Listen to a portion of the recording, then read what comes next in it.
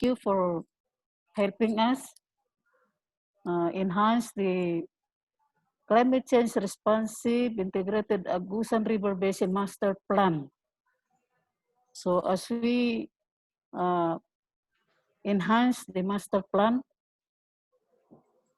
we are hopeful that the river basin management of Agusan River Basin will cater to the investment needs in the localities. Salamat sa pagpupondo nyo, pagtulong ninyo for the Philippine Biodiversity Strategy and Action Plan. Alam ko, kayo ang aming funding partner. So thank you, Wetlands International Philippines. My courtesies also to the personnel of the River Basin Control Office of the DENR. Alam ko, naririyan kayo. Although hindi ko kayo gaanong nakikita sa screen. It's really very difficult to be meeting on the screen, meeting people on the screen. Pero maman yung atong new normal, so we have to adjust ourselves to the new normal, actually. Then, sa among mga bossing sa BMB, naman sila diha. I don't know if they can understand my Bisaya. Then, sa mga kauban ako sa diya na Caraga, sila gyud ang mga Bisaya kay sa ilamang ko natudloan sa kuan Bisaya na ko ni. To our resource persons and other stakeholders who are with us this morning, maayong buntag. Indeed, it is laudable to be having this. It's a meeting actually, or shall we say, parang kon man ni action planning ni, no? Kay mag-modify, mag-enhance, then mag-incorporate kita sa mga investments nga maayo sa Agusan River Basin ni action planning dayon ni. So unta parang nagbisaya naman ko no. Hopefully we will come up with a realistic integrated master plan for the river basin. It is an important river basin for the Caraga region and the Philippines as a whole. Malaki pong bagay na magkaroon tayo ng realidad kung ano yung tama, ano yung pangangailangan sa river basin. Marami man tayong communities within the river basin na nangangailangan din ng livelihood. Then as we serve, as we protect, we also have to provide livelihood to the host communities. So hopefully, kay meron bang business planning na ma-incorporate sa atong action planning karon, sana we would be able to address ano ba ang real needs doon sa host communities. No? Paminsan kasi nagplano tayo, pero upon implementation, di na di ay realistic too. So it is important that as we enhance, as we integrate those plans dito sa master plan ng river basin, ma-implement kaagad para hindi siya nagiging obsolete. Paminsan kasi ang plano nato, 2 years old na siya bago pa kita magka-implement niya. Naging obsolete na. Then the next time around that we see each other, again, we have to update, we have to enhance the master plan. Kaya bakit man? Kaya hindi man na-implement agad. So dapat ito, pag na-enhance natin na-integrate na there shall be implementation already. Para sa sunod, magkita-kita tayo, it would be a time for reporting on the successes of the implementation of the plan. Or else, may modification konti, kaya meron tayong nakitang dapat ayusin, magkakaroon ng revision na konti. But it's not for action planning again, updating, enhancing the master plan again once we see each other. Kasi paminsan yan ang nangyayari. Ilang beses system enhance, ilang beses system update sa atong plano. Kaya wala pa, hindi pa naumpisahan But with this, with Wetlands Philippines, And with all these stakeholders, mga binanggit kong mga offices na magtulong-tulong para may sa katuparan yung ating gagawing integrated master plan ay may patupad natin kaagad. And hopefully also, it will address the issue of poverty within the host communities of Agusan River Basin. So, maraming salamat sa inyong lahat, sa inyong pagdalo. I'm happy that we are now updating the master plan, and it will be happier if we could see that implementation is already underway. Thank you and good morning. Thank you, Ma'am Didaw. Your words will be taken account during our discussion. Thank you, Ma'am. Okay, thank you. Okay, so let's proceed for the introduction. And now I would like to give the floor to Ma'am Annadel Cabanban of Wetlands International, Philippines. Thank you, Ms. Kate. Can you please upload my PowerPoint? While Ms. Kate is doing that, I would like to introduce Wetlands International. Wetlands International Philippines program is an environmental, non-governmental organization. It promotes the conservation of wetlands, such as lakes, rivers, marshes, swamps, like mangrove swamps, shallow coral reefs, and seagrass beds. And we are here in the Philippines as a member of the Partners for Resilience Project 2016-2020. And we are promoting, together with the partners, integrated risk management. Under this project, we have a theory of change.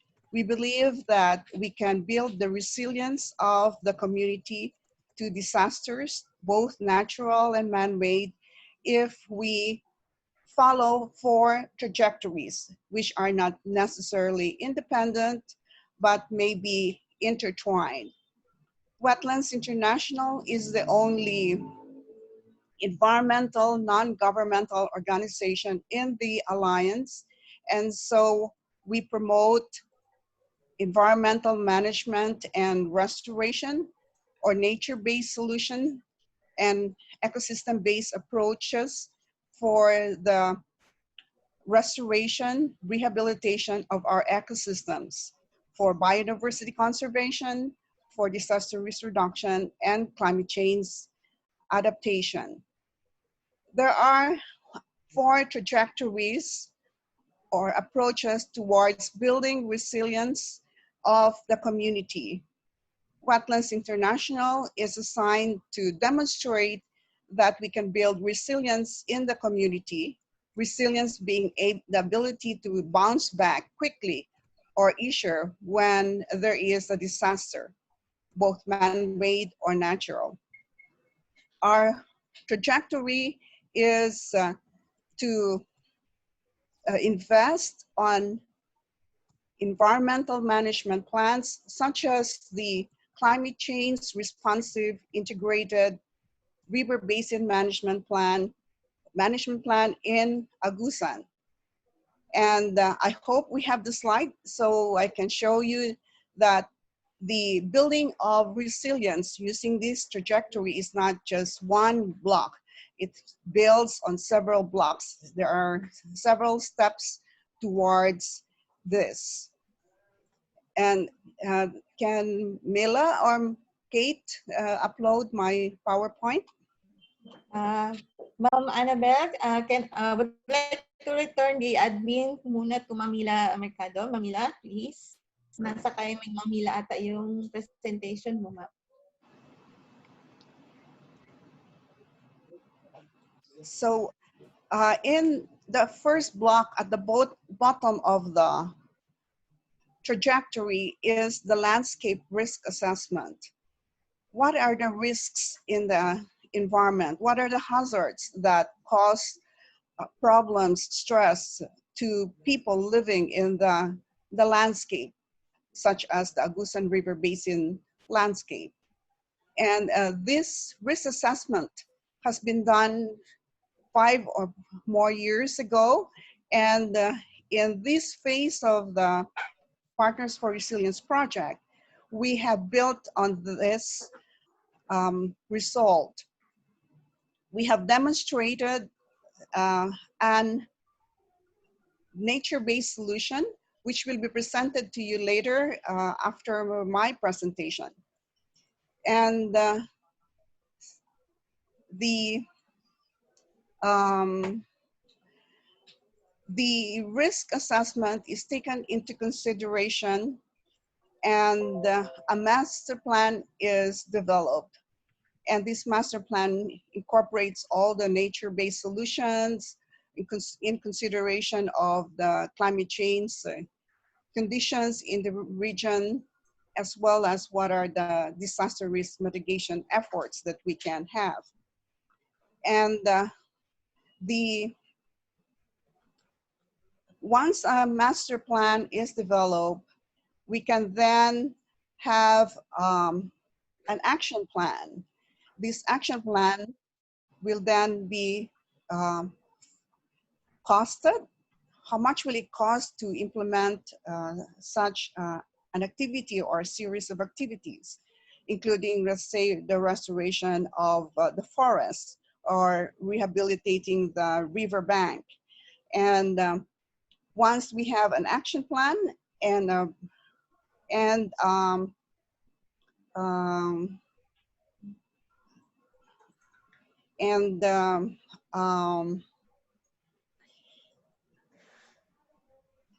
an investment on the plan, we will be able to implement the activities in the river basin as what was expressed by our regional director in Cagayan, in Agusan River Basin. It's true that we need to have the plan so that we can ensure that we can invest on it and then immediately implement it so that it does not become stale. We don't have to update it, but we go ahead immediately and implement it. And please stop the PowerPoint, please, because that's not mine, that's Aljoy's. And so there are several steps, as I have mentioned, where the Agusan River Basin climate change responsive integrated Agusan River Master Plan is already at the second step. There's the risk assessment has been done. There's a plan now. Now there is this gap, which is the business plan, then the investment plan. But we are very lucky today. We have 2 resource persons who can provide us some guidance on how to go about business planning and finding ways to fund the business plan, as well as the river basin management plan. Our 2 resource persons are Ms. Mila Mercado Bunker. She has a Master's of Science degree from the University of the Philippines in Industrial Relations. She has a long experience in microfinancing here in the Philippines, as well as teaching microfinancing and industrial relations in other parts of Southeast Asia, like Cambodia recently. Mila has been our resource person for the Cagayan de Oro River Basin training workshop for business planning and investment. Our second resource person is Dr. Hailey Ann Roa Kiawit. She is a holder of a PhD in natural resources management. She has also experience in working in the Agusan River Basin. In fact, she was part of the landscape risk assessment before 2016. And she is the executive director of the Cagayan de Oro River Basin Management Council. Over the years, together with the stakeholders, she was able to promote payment for ecosystem services in the river basin. The Cagayan de Oro River Basin Management Council and Wetlands International Philippines are working together in a project in the river basin, Cagayan de Oro, that is the Ridge to Coast, Rain to Top project. So this webinar is just an introduction, the first step. We will have a series of steps which we will conduct with the DNR to enhance the master plan. Today, we will have this introduction. This is made possible by funds from the Partners for Resilience project. I hope you will enjoy the presentations today. Thank you very much.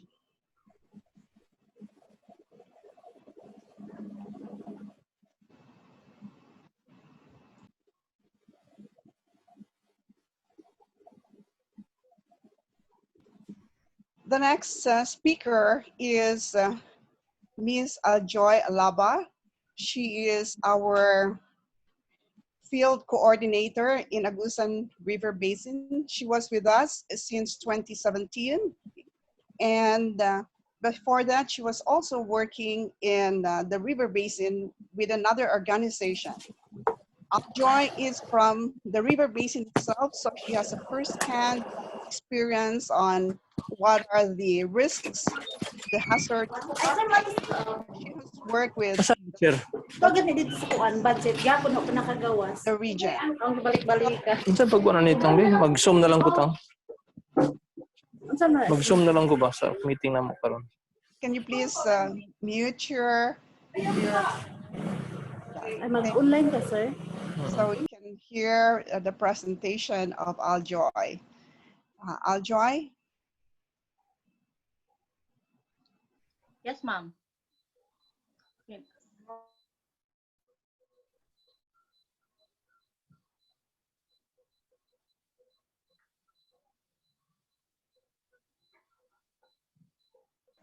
Diba?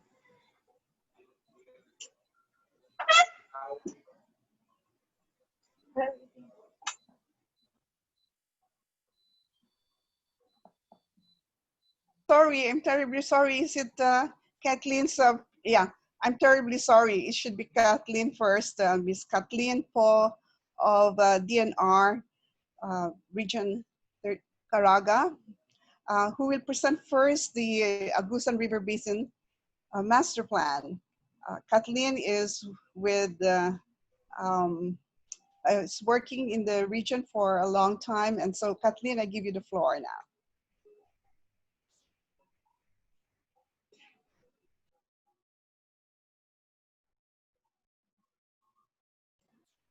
Kathleen, you have to turn on your mic. Kathleen, please turn on your mic.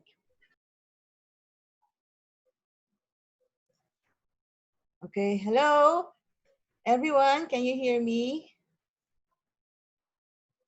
Hello, can you hear me? Okay. For our participants, I would like to request your tolerance. No, although this is the new normal, but it's not quite normal as the operator, no, as operator. Anyway, to start with, I will be presenting to you a gist of our master plan. Okay. So next slide, please. So this is our vision statement. A peaceful, prosperous, resilient, and globally competitive economy characterized by an empowered and culture-sensitive citizenry, inclusive growth, and balanced ecology. So during the course of the updating of the master plan, we aligned it with the vision in the Philippine Development Plan and also the existing regional development plans from Region 11, 13, and 10. Okay, next, please. So these are the general objectives. So as you can see, it aligns with the 4 pillars of the Integrated River Basin Management Framework. So for water resource management, to ensure availability and sustainability of water resources. Then for watershed management and development, the second objective answers to that, to restore the productive and protective functions of degraded watershed areas. Then for wetland management, to ensure continuous provision of healthy and valued essential ecosystem services. Then for flood, climate change and hazard management, to ensure disaster resilient communities. And we also add the institutional development component, which is geared towards facilitating a strong and well-coordinated river basin governance, holistic planning, and management of the Agusan River Basin. Next, please. So this is just, I think the presentation will be provided to all participants. So this is just a shorter explanation how the 5 pillars of the plan will contribute to each other, as it responds, or as it articulates the Integrated River Basin Framework. So next, please. So since we are on enhancing the plan through business planning and landscape investment approach, so this is a summary of the proposed investment by thematic areas, and sub-basin. So as you can see in the screen, the budget has been, this is a distribution allocation by thematic area. So the highest is flood, climate change, and hazard management, which is 36.6%. That's 29 billion. Then followed by watershed development and management. That's 24.8 billion. That's 31.3%. Next is water resource development. So that's 24.6 billion. Then we have wetland management, which is 524 million. Institutional development, 361 million. So in the next table, you can see the distribution of our investment by thematic area by sub-basin. The Agusan River Basin is naturally divided, into upper, middle, and lower sub-basins. So for those that are not familiar, the upper mainly constitute of the Compostela Valley of Davao de Oro, which is in region 11. Then the middle is solely Agusan del Sur, with the peripheral area in Bukidnon and Surigao del Sur and portion of Davao Oriental. Then the lower is Butuan City and Agusan Norte. We also have attributed budget for river basin wide. So mostly these are capability building activities, which hopes to uplift the capabilities of our stakeholders throughout the basin. So total investment portfolio for based on the plan is 79.4 billion. Okay, next please.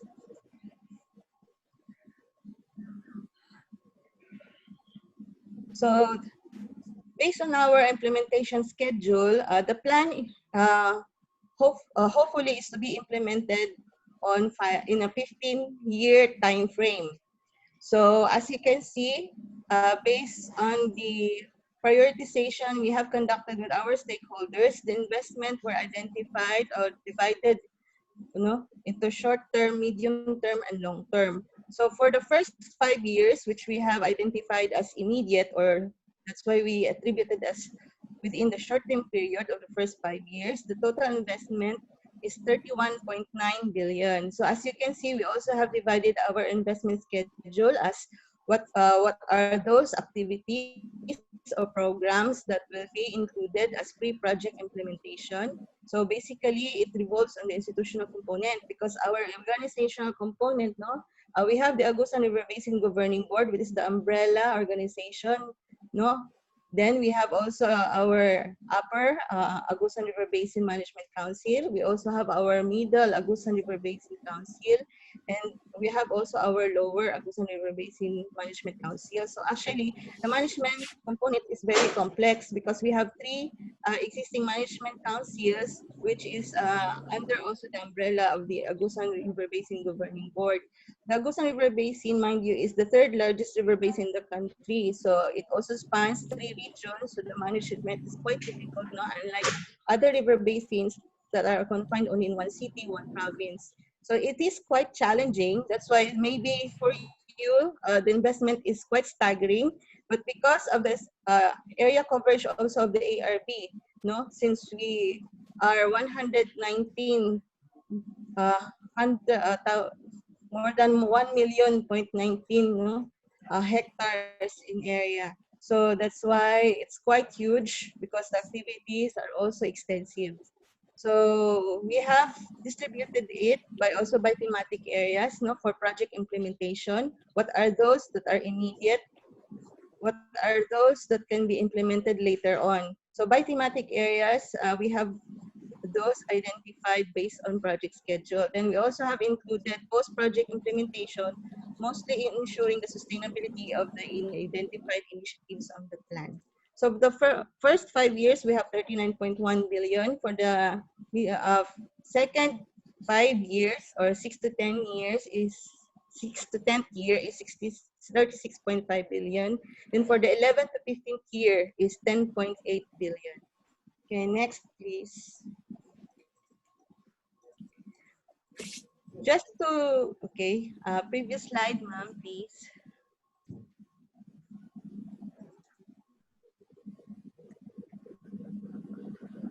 Okay, so this just to show, you know, maybe I deleted the overall management, the mother's strategic framework showing the interaction of the other things. But siguro we will proceed with the strategic framework for each thematic area. So this just to show you the entry points, no, for water resource management. What are the subsector outcomes that will contribute to the sector outcome under the objectives that articulates the water resource management component?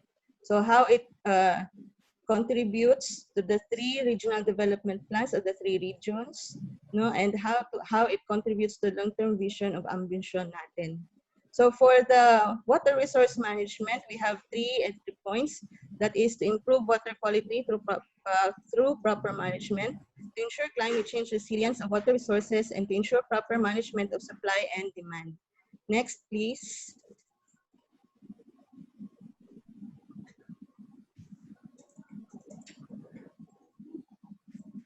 So this is a summary, no? This is a summary or a list or menus of the projects that have been identified, no, under water resource management. Actually, the list is extensive. This includes water pollution program, no? This includes ecological solid waste management program, water quality management program. Okay, next please.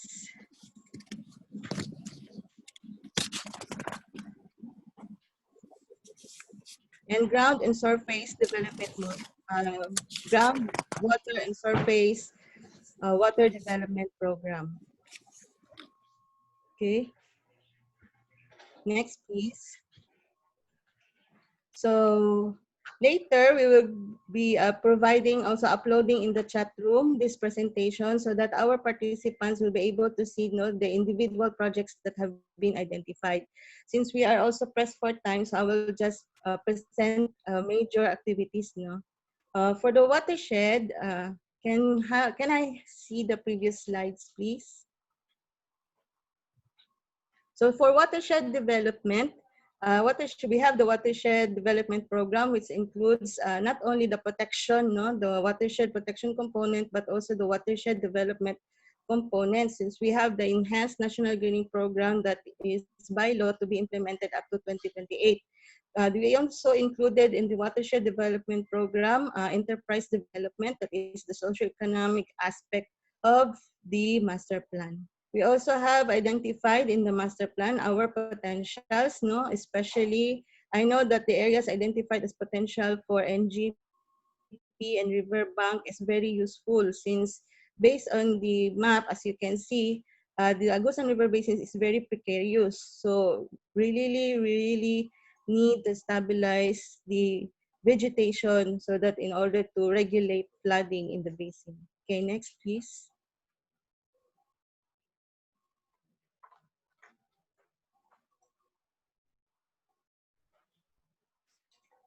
Okay. So we also included the biodiversity management development and research component. So under wetland management development, so this is basically focused on the restoration of wetland ecosystem, conservation of biodiversity, and sustainable management of tourism, and it's also also enhancing stakeholder capacity in wetland management. No? So this is mainly focused on the provision of essential ecosystem services. Next, please. So for wetland management, we have the restoration component. Previous slide, please.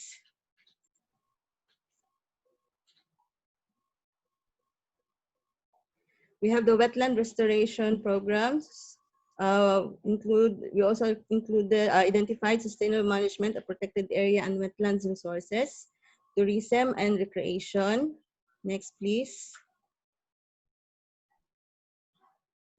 Biodiversity-friendly enterprise development program. We also included in the program the integration of climate change adaptation and mitigation program in protected areas, capability enhancement and NPA on protected area and wetland governance. Next, please. So that's all. So basically, we endeavored to align our wetland management programs to the National Wetland Action Plan. Also, no, and also to the latest approaches, no, such as the ecosystem-based management approach. So for flood, climate change, and hazard management, so we also aligned this to the National Climate Action Plan, no.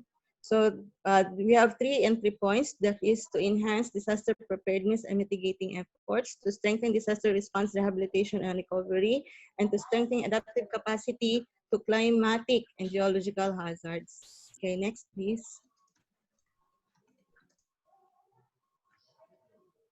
So this includes community-based risk reduction systems, community-based early warning system program, hydrological monitoring network and database program. Okay, next, please.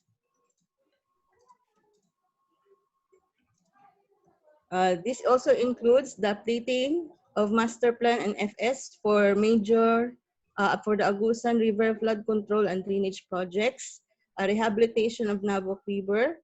We also have categorized, the flood management and control programs or projects based on the topography. So we have identified projects which is for the upper ARB flood management and control program. Next. There are also lists of proposed flood control and flood measures. No, we have identified together with our partners from DPWH. So this is the list of flood control projects for the middle ARB flood management and control program. Then we also have identified projects for the lower ARB flood management and control program. Okay, next, please.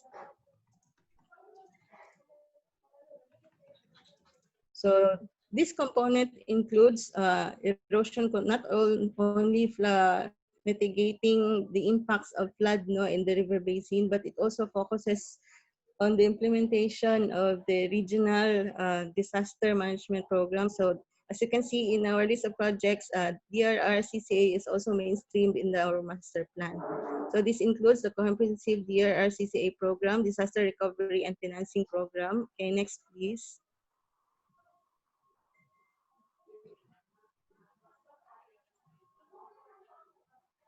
Okay, next, please.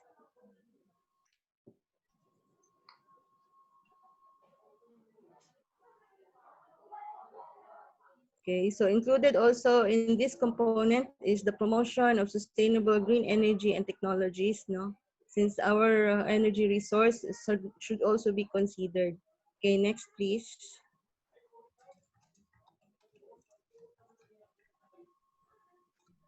So this is for the institutional component. So this is basically concentrated on the stabilization and legitimation of the Agusan River Basin Governing Board and the the 3 management councils.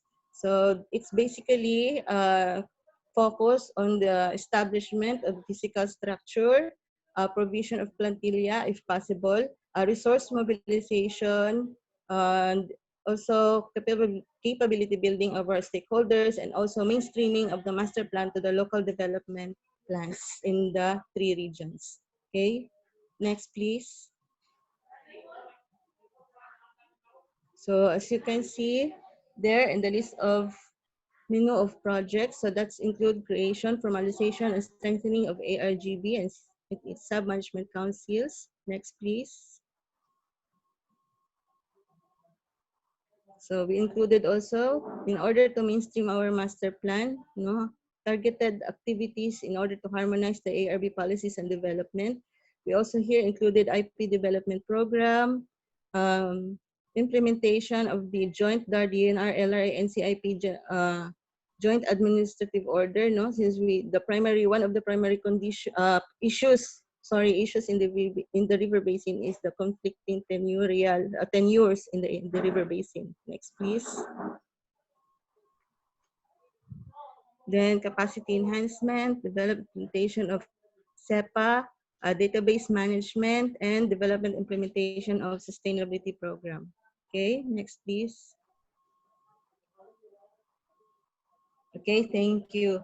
So later, if you want the details, we'll be uploading this presentation, so that you will see the individual projects, so you can peruse over it leisurely. Okay, so since I am only allotted 15 minutes, I think I have made use wisely of my time. So for all of you, thank you for listening. Okay, Mamila, I return now to you. Thank you very much, Ms. Kathleen. My first impression is, wow, this is so comprehensive. And secondly, wow, because it is linked to our ambition natin 2040. Right? Yeah, yung mga Yes. maginhawa, matatag, and goals. So I think we have only time for 1 or 2 questions. Mr. Loreto, ADS, has raised his hand, so I'll give the floor to him first. Mr. Loreto. Okay, I give the floor to Ms. Yashi. Ms. Yashi has a question.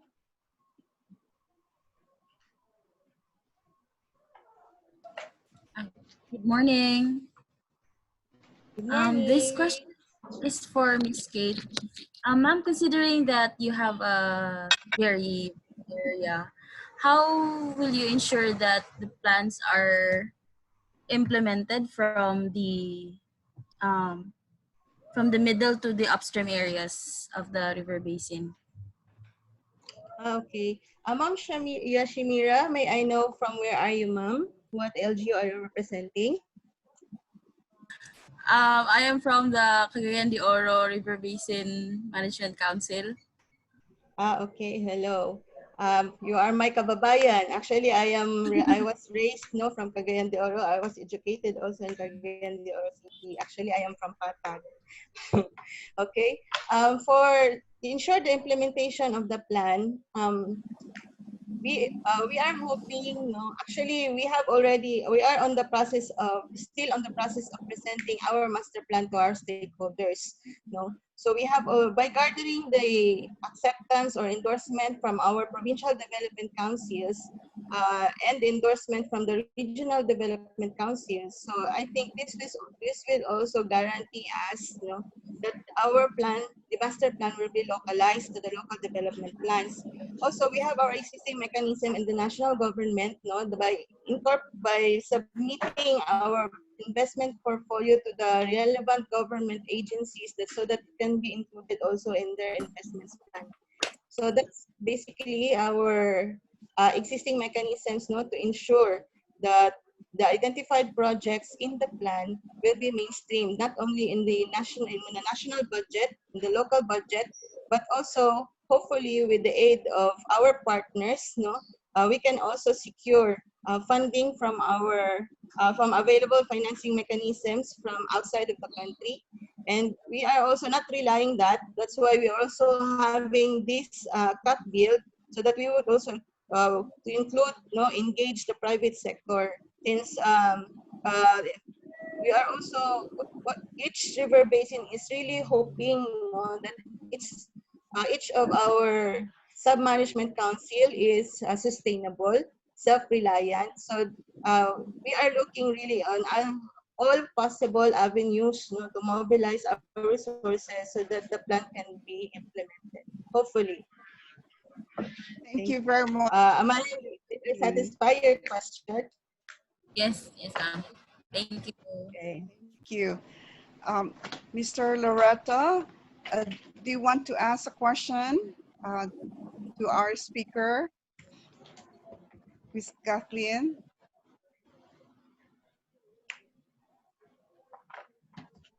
You can now ask the question.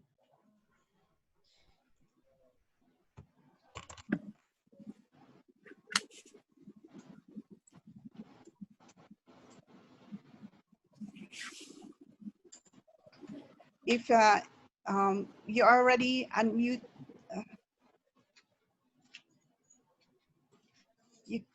okay.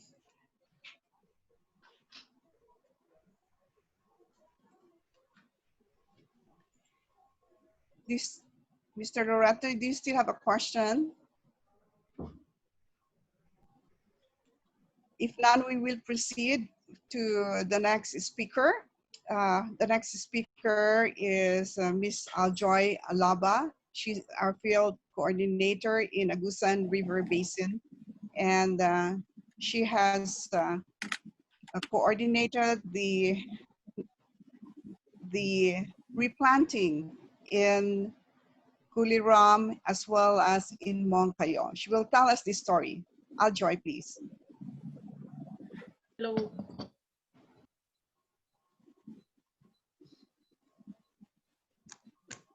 Hello, good morning. Hello, good morning. Good morning. Good morning. Baka pwede nang share yung presentation.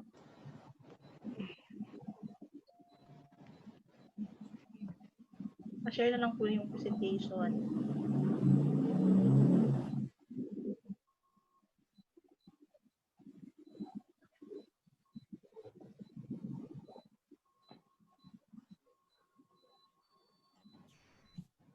Breeze, can you please upload? Ay, ma'am, Yeah, opo. here it is. Thank you. Thank you, thank you. So thank you. Good morning, everyone. So I was tasked to present to you the report of the case study in Talacogon and Moncayo under the Partners for Resilience Project in Agusan River Basin. So in behalf of my presenter, my co-presenter, Ma'am Annadel and Dr. June. So good morning again. So Good next morning. slide, please. Slide, please.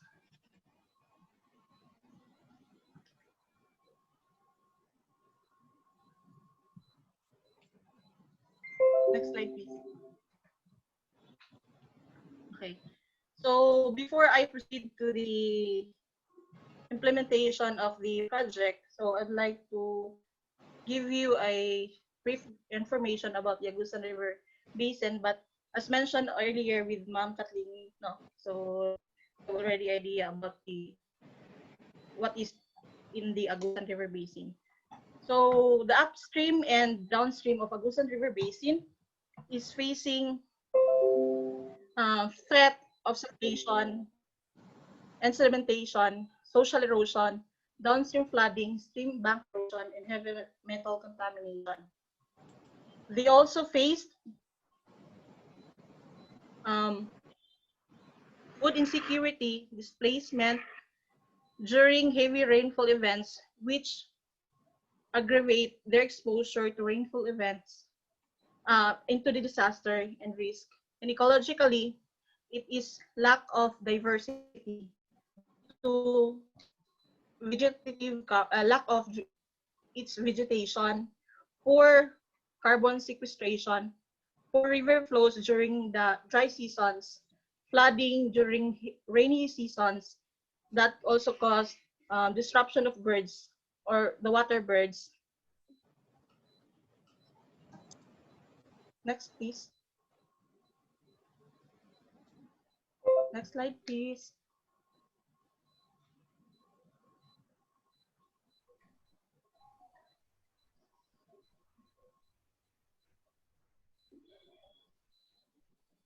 Hello, ma'am. Baka pwedeng kapag ano. Next slide, please.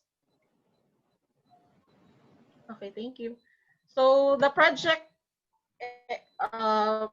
Partners for Resilience project, piloted environmental restoration in Agusan River Basin and in 2 provinces. The province of Agusan del Sur, where we mixed agroforestry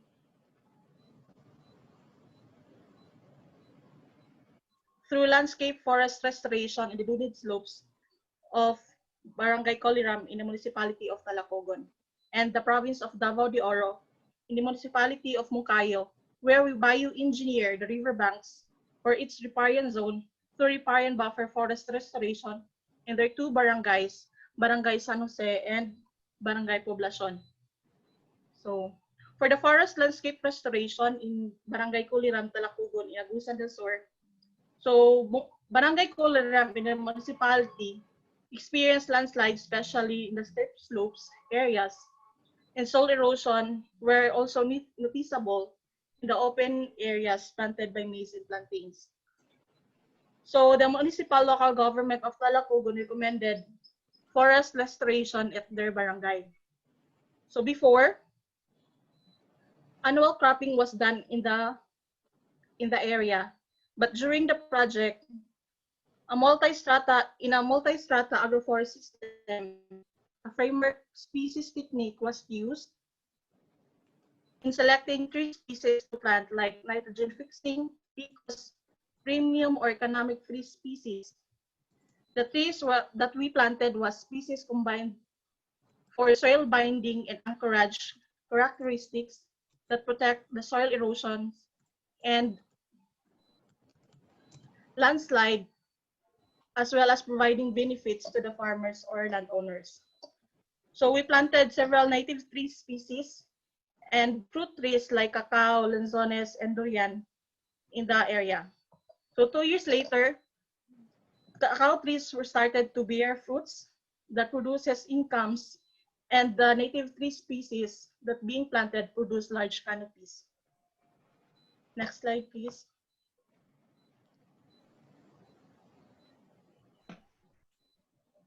So next slide, please. So for the forest landscape restoration, activities includes forest landscape restoration, more on capacity building of the farmers or landowners in a barangay. So it includes forest landscape restoration, conservation of agriculture, trees, native tree species, seeds and wildling collection, and nursery establishment and management. There were also tree monitoring by measuring its heights and its stem diameters, training on sustainable cacao production, like its pest control, fertilization, provided fertilizers for all the farmers in the LGU, in the barangay.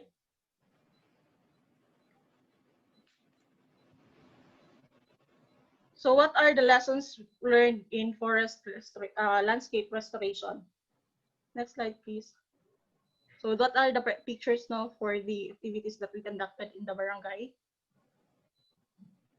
So what are the lessons learned? So first is the novel and innovative approach of restoration, where it helps to return the endangered species of trees. It helps to also to provide supplemental livelihood with integrated cropping of high-value crops like cacao. and improve soil condition. And next, please. Next slide, please.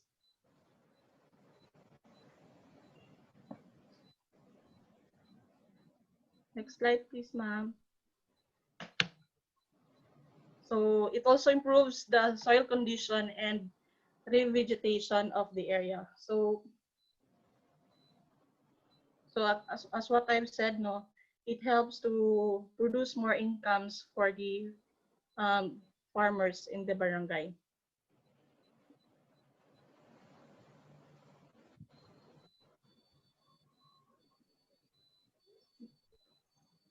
And for the riparian buffer forest restoration was implemented in municipality of Moncayo in Davao de Oro. So Moncayo in Davao de Oro is this project was being implemented to reduce the effects of flooding and erosion, because annually this municipality experienced flooding that caused displacements of the families living near in the riverbanks and also damages their crops, since they serve as the catchment area of all the waters upstreams.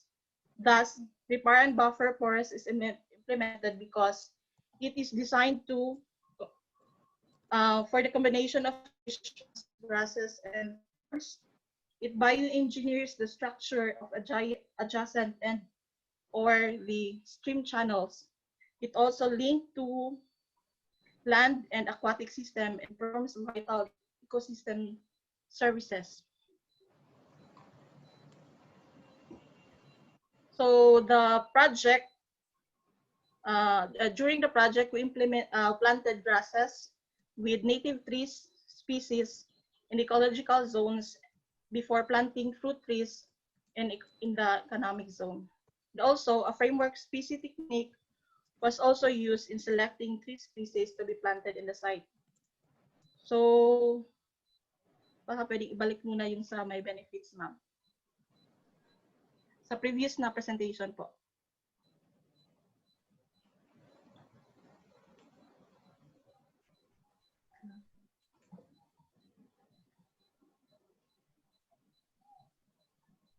So, these are some of benefits of the riparian buffer forest restoration. It helps to reduce the sediments and helps to enhance the nutrients also of the area and stabilize eroding streams of banks and reduce the scar erosion in the floodplains and create wildlife habitat of the in the area and provide crops, harvestable crops like fruits and timbers for the sustainable livelihood of the farmers or landowners. So activities of the riparian buffer forest restoration. Next slide, please.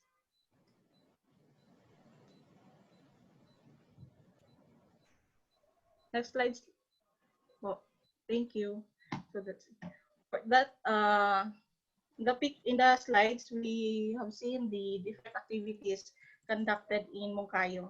So we were able to establish around 6,000 endemic tree species planted in the riparian zone and training of native tree species, seeds and widening collection in nursery establishment and management in the barangay. And also it includes clonal nursery establishment for riparian buffer to all the for all the barangays of Moncayo. So we have also conducted replanting activities, since there are also there are mortality rates happened, especially during the flooding season. And we conducted tree monitoring, signing of memorandum of understanding in the Moncayo. So other activities includes climate change games for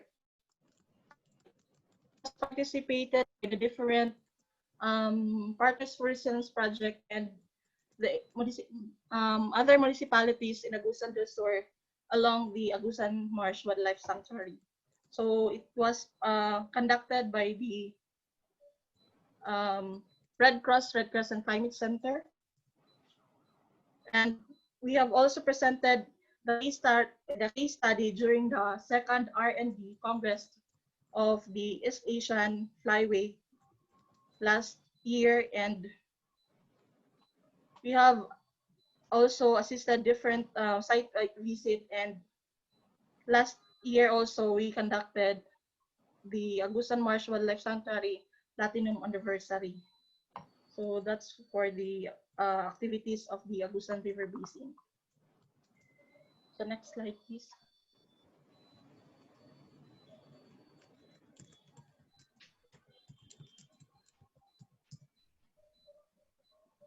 So in this slide, we would like to show you the before and after comparison of the area in Moncayo. It's in the where Mr. Corleto Cortez of the barangay show the previous situation and the current situation in his area along the Agusan River Basin, riverbank.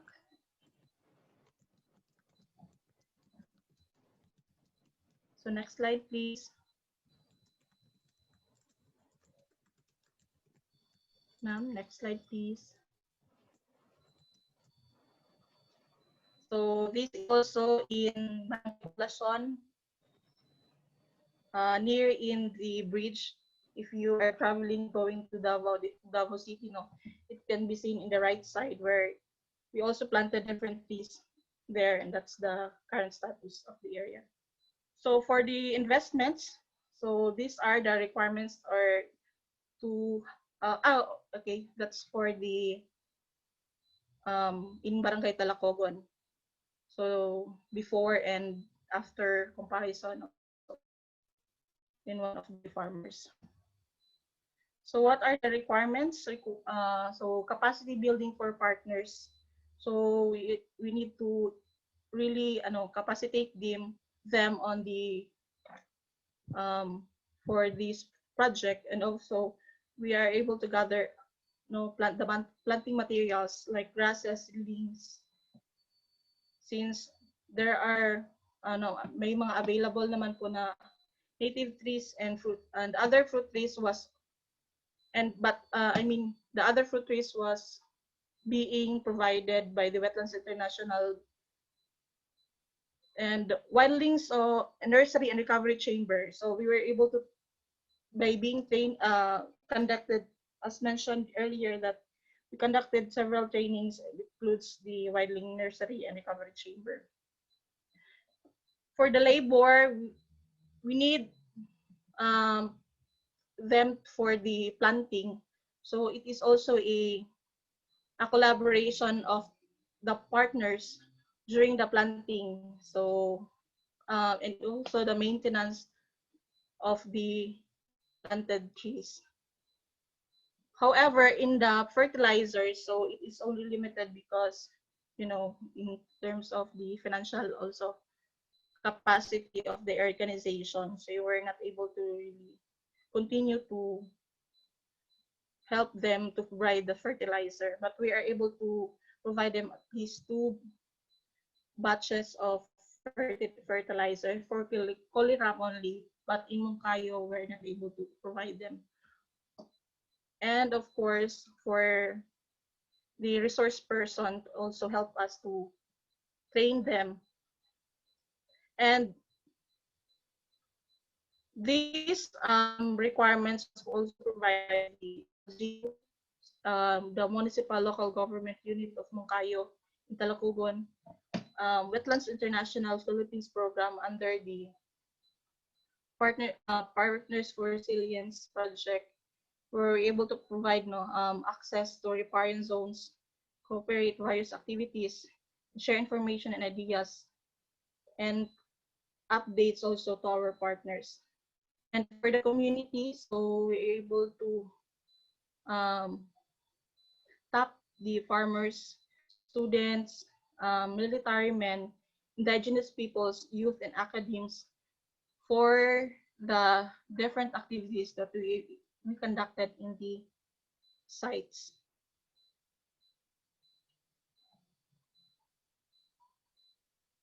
Next slide.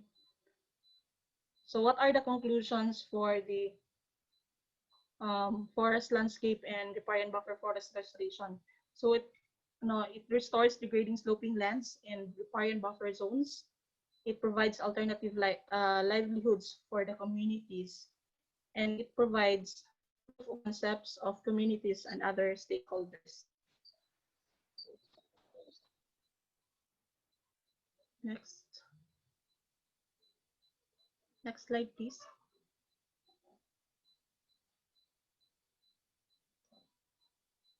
Next slide, please.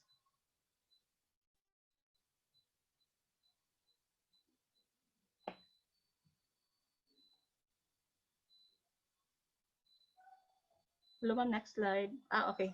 So we'd like to acknowledge also the Dutch government for funding the project, and of course the partners for during the implementation of the LGUs, communities, and the farmers.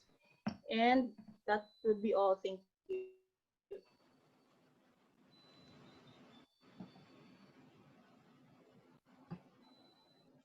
Thank you very much, Joy, for the presentation. It's quite impressive to see the changes between 2017 and 2019. And indeed, it was collaboration of the local people, of the local governments in Talacogon and Moncayo, and the broad stakeholders there. And so we are happy that this has progressed, and we hope that this can be replicated in the river basin. I would like to give the floor to anyone who has a question or two, or if there is additional information you can give.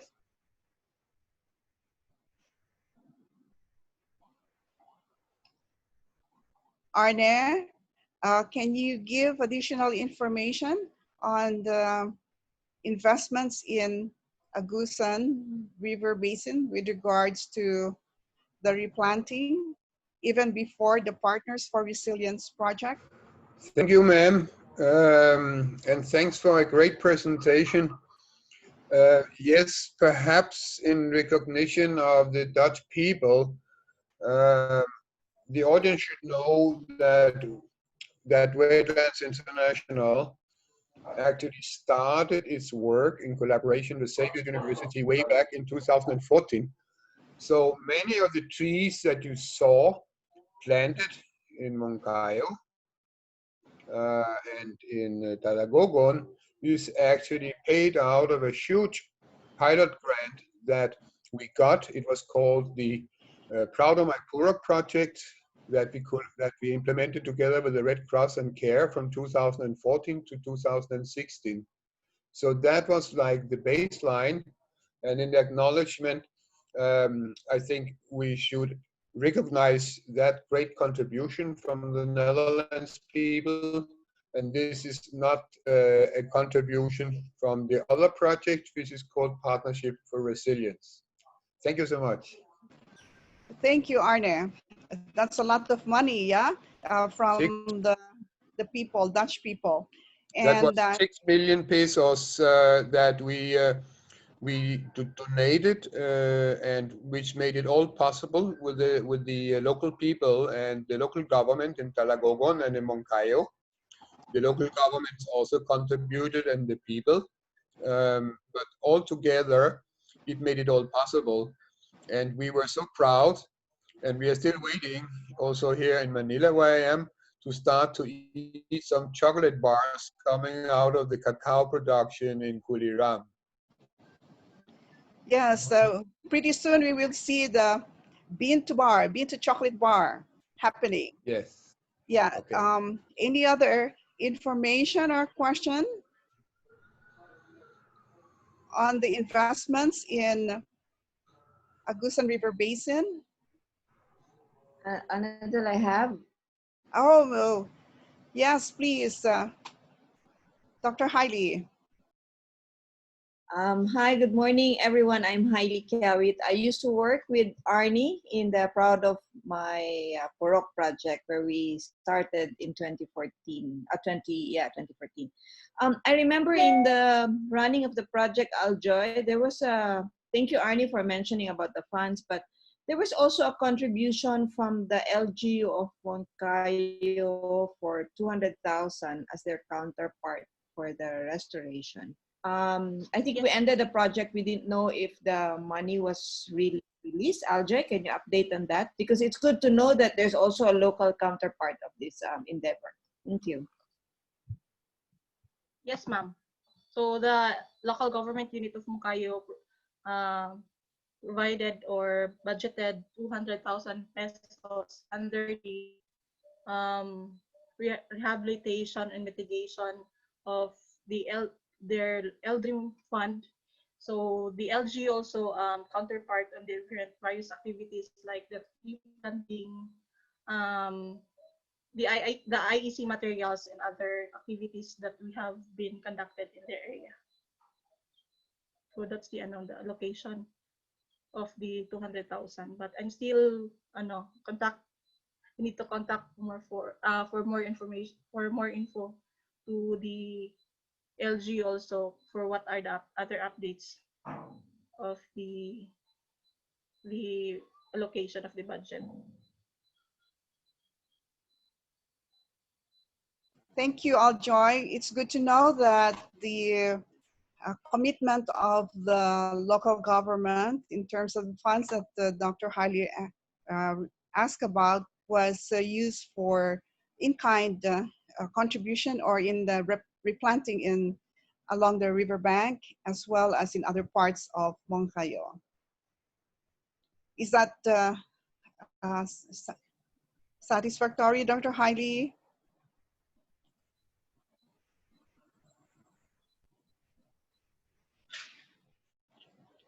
You're muted. Yeah.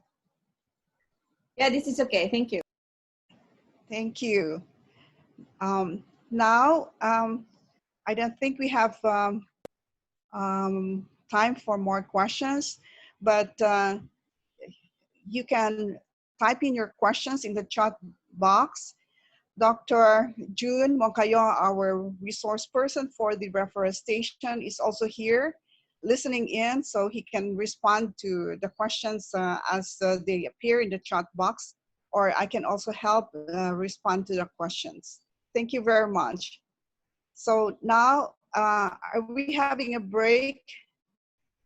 I don't have the program. Can you please flash the program?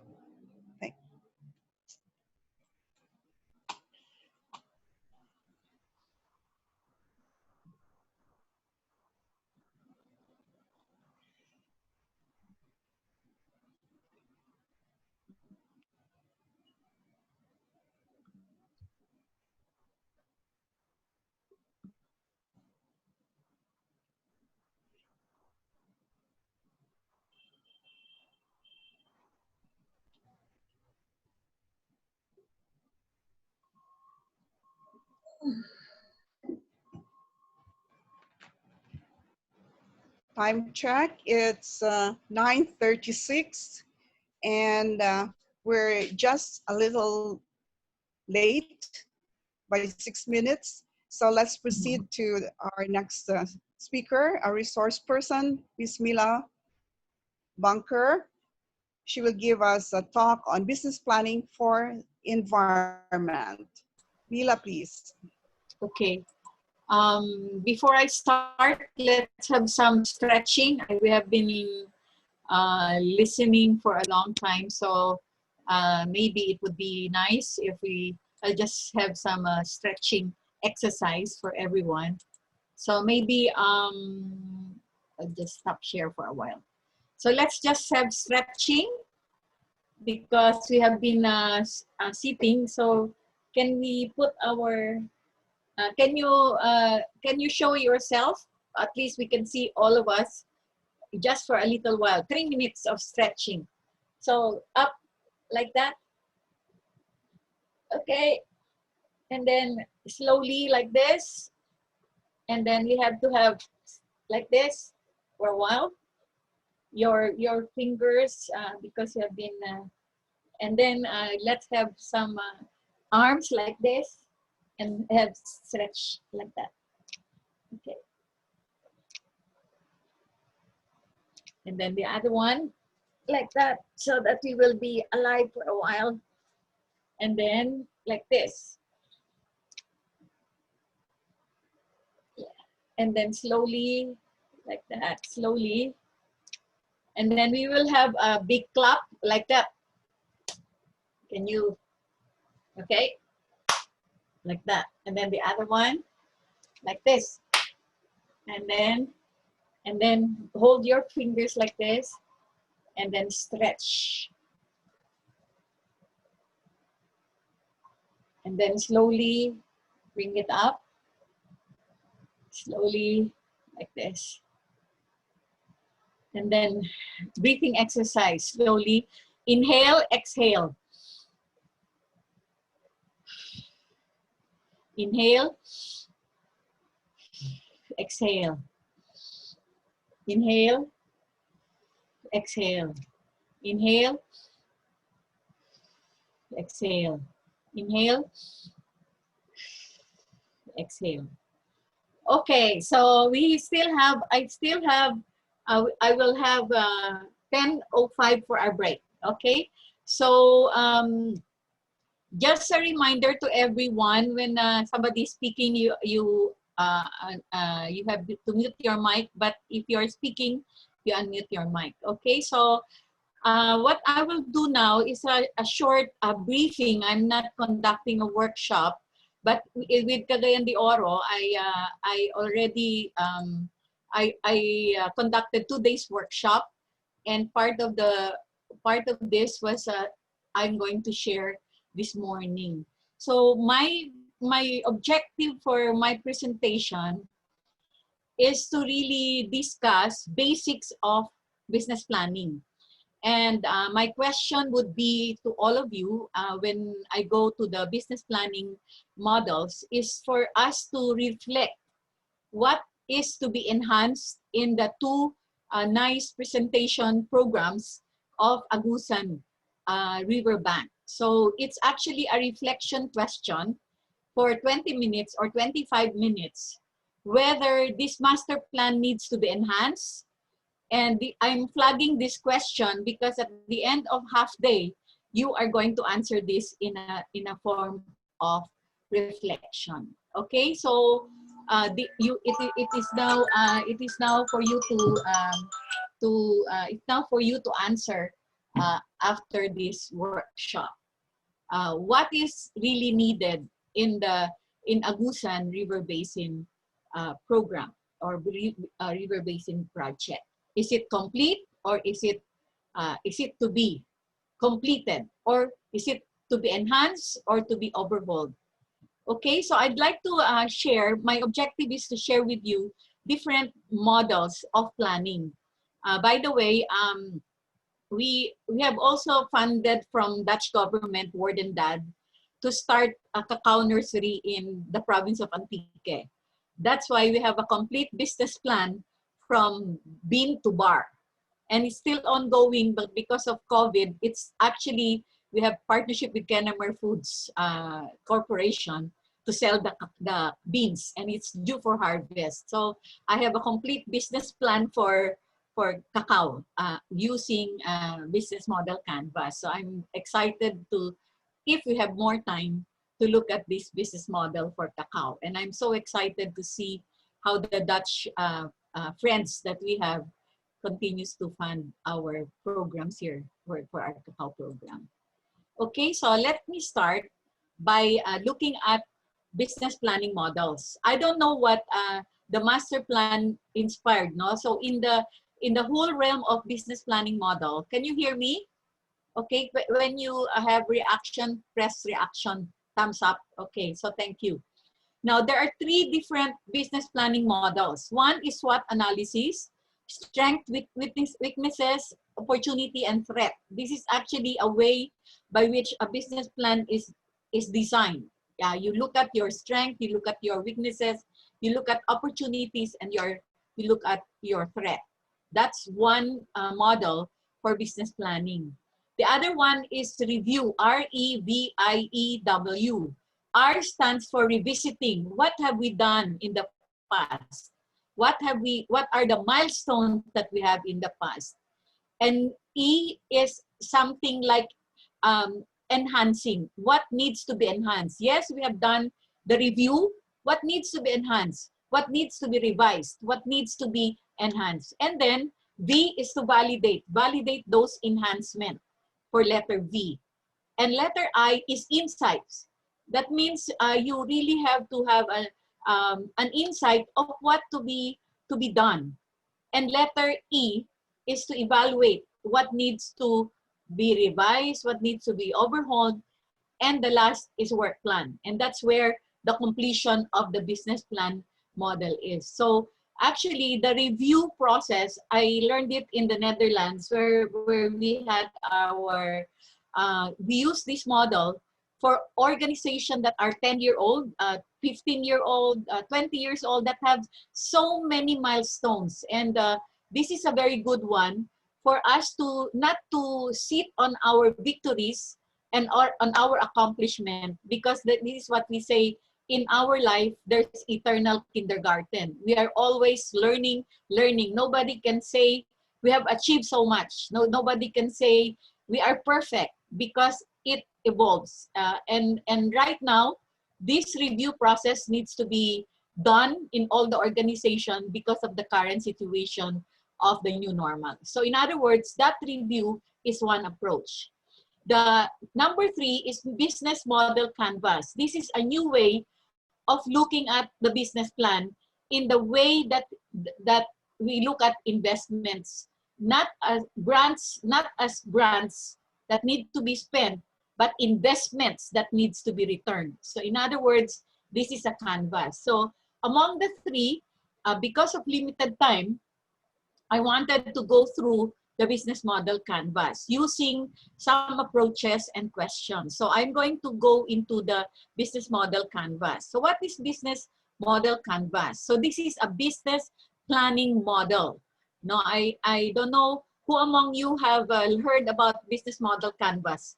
Is there some of you that is familiar with business model canvas? Anyone from the audience? Of course, Dr. Annadel. Anyone from others? I see some hands that are also very familiar. But what I'm going to do right now is to walk you through, but in a very, very short time, to look at it, to motivate you, to look at, now I want to throw a question. Do you think that we need to enhance the business, the master plan of Agusan River Basin with using the business lens of the business model canvas?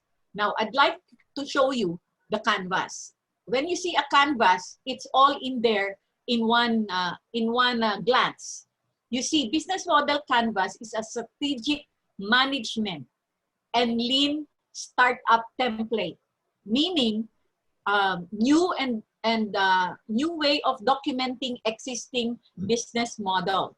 It is a visual chart with all the elements describing a business, a product, or a project in one canvas.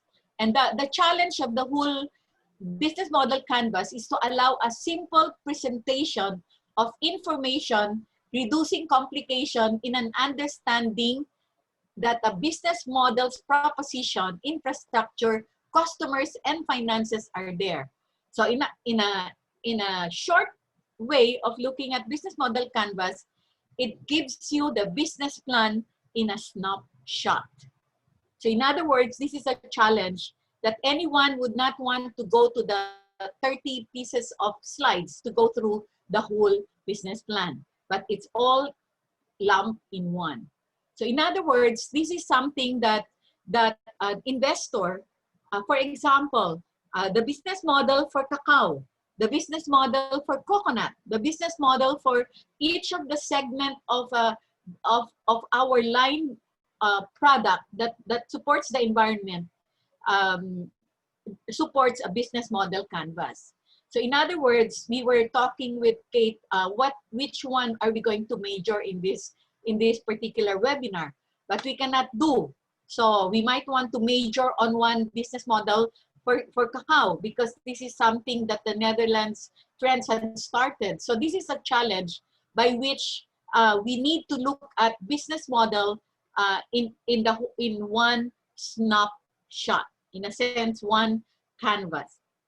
So in other words, it's like making a model. Like I would like to always look at this in the model of business canvas in a very short. Of course, the motorcycle has gasoline. It has to have a player. And then next, it has to have a driver and a key. So in other words, all players are already involved in one motorcycle, and you have to see that the light is on. But of course, you have to look at the whole systems of it and how it will run. So in other words, in one shot, you can see if it is Suzuki, if it is Kawasaki, if it is Honda, if it is Yamaha, and it has to roll. It has to go through. So the business model canvas is actually a challenge to all of us doing a project. How do we know that there was an impact and theory of change in the life of our farmers, on the poor communities, on the trajectory of the wetlands, no, in terms of the whole canvas in one sitting? So it's actually a challenge by which our master plan can be seen in one canvas. Okay, so of course, systems is very, very important. Engine is also important. Transmission is also important. Fuel is also important. Electrical is important. So in other words, all of these combining together in one business canvas. So in other words, it's just an example that a motorcycle has different brand. For example, what is different from Agusan River Basin, from Cagayan de Oro, and from Manila Bay, and from Tacloban? So those are things that we will reflect as to our trajectory, our aim to create a business management plan for each of our communities. So it's actually a challenge by which to look at it in one snapshot. Okay, so I will now go to the business model canvas, because this is now the canvas. But I'd like to bring you in that the business model canvas is not hard, because it combines the whole components of a business plan. So I would like to give you a question for reflection after this presentation, after this canvas. So we start with the market. A business model has to look at the market. The market is your target group. Why are you putting in project for the environment? Who will benefit this project? Of course, in the business model canvas, there are three components. Our relationship with the clients, with the farmers, and I like that there are really participation in each of our target market. And which one are we going to target? Is it the poor communities, or it is the problematic and ecosystem, or how do we bring it to the market? So these are three components in a business model canvas. Now, I mind you, it's not just for enterprises. This can be done in many aspects. The market is not just the mercado. My family name is Mercado, which means market. It's not the place where we sell. Market is the target group. Market is the target clients. Market is the target communities. So in other words, these are generic terms by which how do we bring at the doorstep of our target group our programs. And then, of course, competitive edge. One of the very good thing is the value proposition. Why do we choose cacao as a product? Why do we choose disaster risk reduction program why do we use resilience as our major aim? And I like the way that wetlands is defining resilient, is that all types of overcoming any form of disaster. So we are already, in a sense, not panicking when there are typhoon, because we are already knowing how to cope. So what is the value proposition? And this is really important, and what they call pitch in the investment arena. Later, Hailey will share with us the investment proposition of payment for ecosystem, because there are competitive edge in this kind of intervention. No? So the PEST program, which is part and parcel of a challenge to enhance our program. And then the other one that is part and parcel of a generic business plan is operations. Mind you, in all the literature about business plan, there are three components of business planning: marketing plan, operational plan, and later on at the green one. Of course, key partners, who will be your partner in this particular endeavor? What are your key activities and what are your key resources? And these are really important to think about, even before you even think about finances, before you can even think about the whole business. So in other words, these are things that you need to think about when you are doing business plan. So in a canvas. So in other words, those boxes, you have to really put some things in it to be able to really understand the whole business model. So in other words, we go through this process, we go through this one, and then the last but not the least in a business plan is your financials. Many of us NGOs do not think about revenue streams. There are two parts to a business in financial. We always think about cost. But how about the revenues? How about the revenue streams? What kind of a mix will be our revenue streams? So that's why later on, Dr. Hailey will look at PES as part of the revenue streams and look at the cost structure. So in other words, most government and non-government organization, because there are so many grants around the corner, think of grants as the revenue streams. Yes, it's okay, but we have to think beyond that.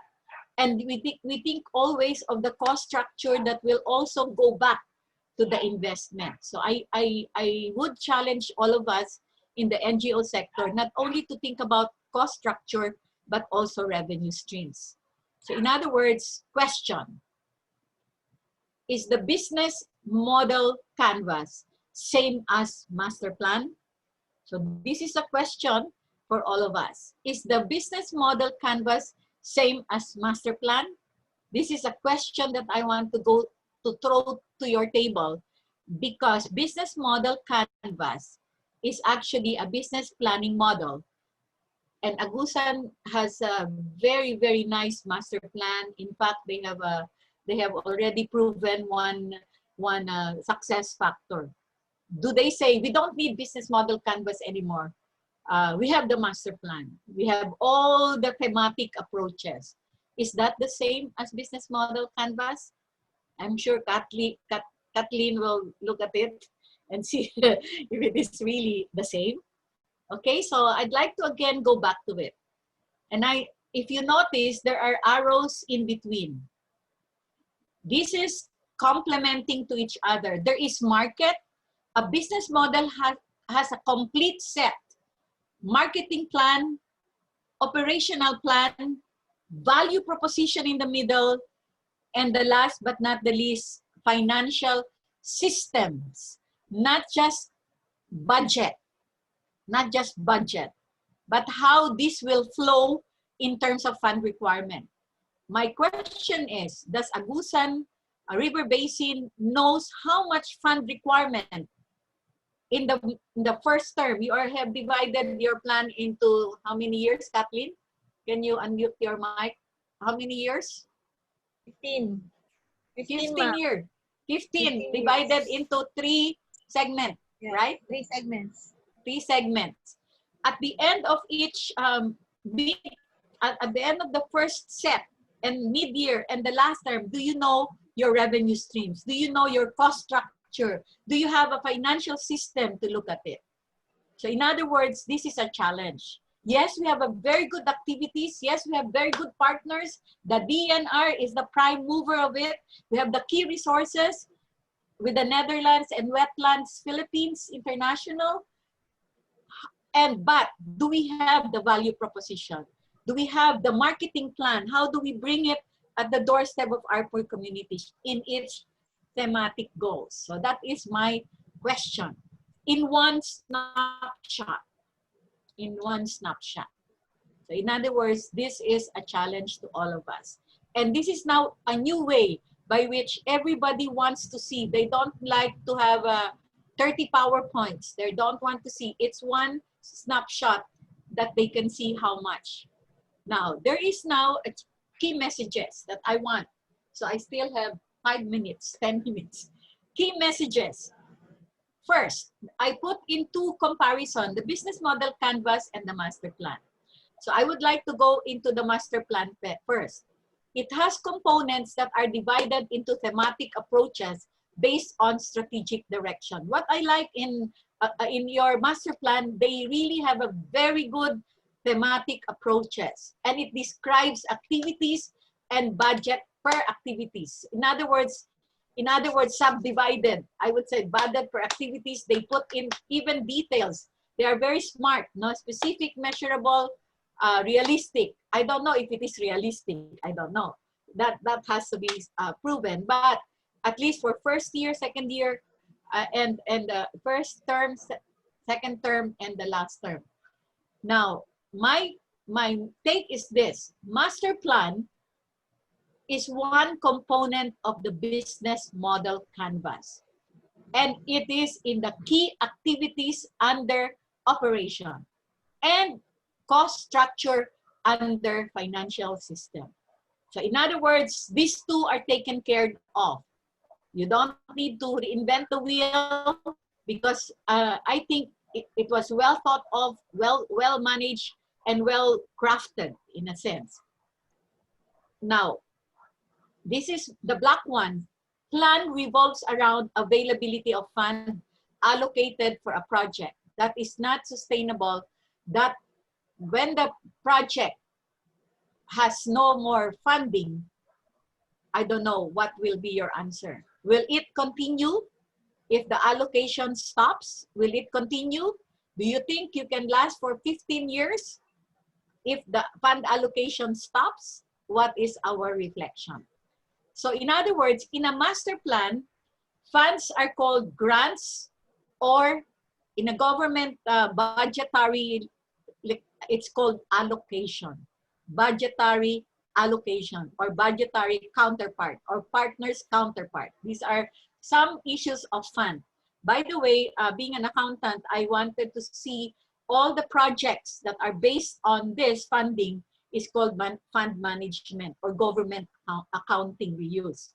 So it's actually fund management. So in other words, the master plan has a component of business model canvas. Now, the key message now in the business model canvas, it has 9 components divided into 3 major elements in business plan. First, market, and there are three elements there: channels, customer relationship, and segments. And number 2, operations. It requires key partners, key activities, and key resources. And financial systems, it's actually called systems, cost structure, and revenue streams.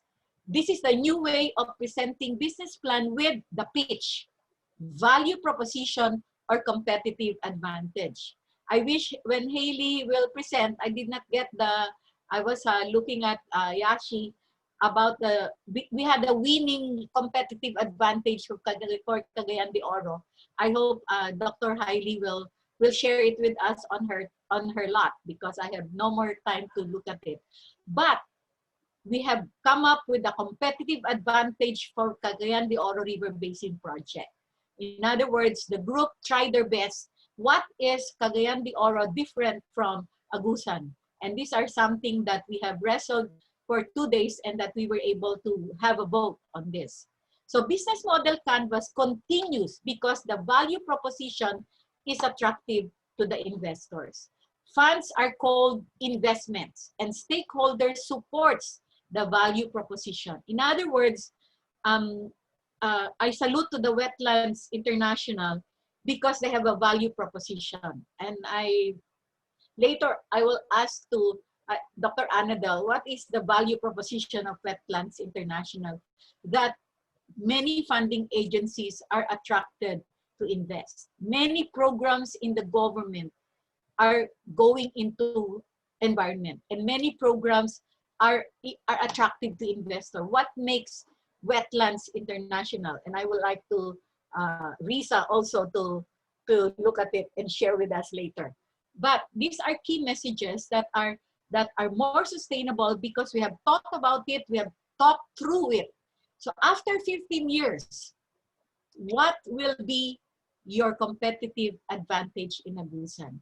I like the comparison before and after, but it would be put in a business model canvas and it would be nice. Poor communities and what is the value proposition? This is the highlight of it, aside from the canvas that has 3 components of a business plan: marketing plan, operational plan, financial system plan. Now, I would like again to go to the business model canvas to the last takeaway for this particular session. This is just a trigger. If you notice, my arrows is moving towards. If you notice the arrows, it goes in. Now, what is the arrow going down? Is revenue streams. What is the arrow going out? Is the arrow that is the cost that supports the operation. Now, this is now the financial system. The revenues, these are fund allocation and the income generating programs or anything that supports other than grants and donations, other than fund allocation. Now, it's now the technical working group has to think about other sustainable projects that will bring in some revenues that will support the cost structure, that will support the activities. And I would like to show you something that is very important. What is this red coming out? There is a red coming out. These are contingency plan. Those reserve, those situations where we cannot control the situation. Did the plan accounted for COVID-19, pandemic? Did the plan really thought about some kind of a reserve fund when there will be really no funds coming in? This is financial system. When the Netherlands government or the wetlands partners are not, or the DENR cannot go into there is derail in the fund allocation that are supposedly now, there is reallocation of the budget. What is that accounted for in a particular financial system? So in other words, this is the final one in a business model. Yes, I have a very good master plan. Yes, I have a very good marketing plan. I have the identity, but if we don't think about contingencies, we don't think about the structure, and we don't think how much fund requirement do I need at the end of each term. And that's a challenge to the business planning model. Okay, and my last slide, I think, I wanted to show you what we have done in Cagayan de Oro. DCEDO ARB Business Plan. Yashi will, and all the representatives come from Cagayan de Oro had not seen this, but I have emailed this. I stayed up to 12 midnight because I had to get all the figures that they have done. We use the cash flow based projection for 4 years. And I want to congratulate CDO in the leadership of Hailey, that they worked very hard on the technical working group, that they worked very hard to come up with a cash flow based projections. So this is now what they have done. In the revenue streams, from 2021 to 2024, they said that the blue one is grants. I don't know what color is it there in your screen, but the red one is actually the grants from the international donor. And now there is coming in as the revenue generation management, project management fees. So this is now the picture of their funding as the 4-year program begins, no? And then the revenue streams at the end, it's increasing, no? Yung from 2021, it's increasing. In other words, there is now an attempt to really cover some costs that may not be covered by the allocation, and this includes the PES, which Dr. Hailey will talk about, because they look at this as investment.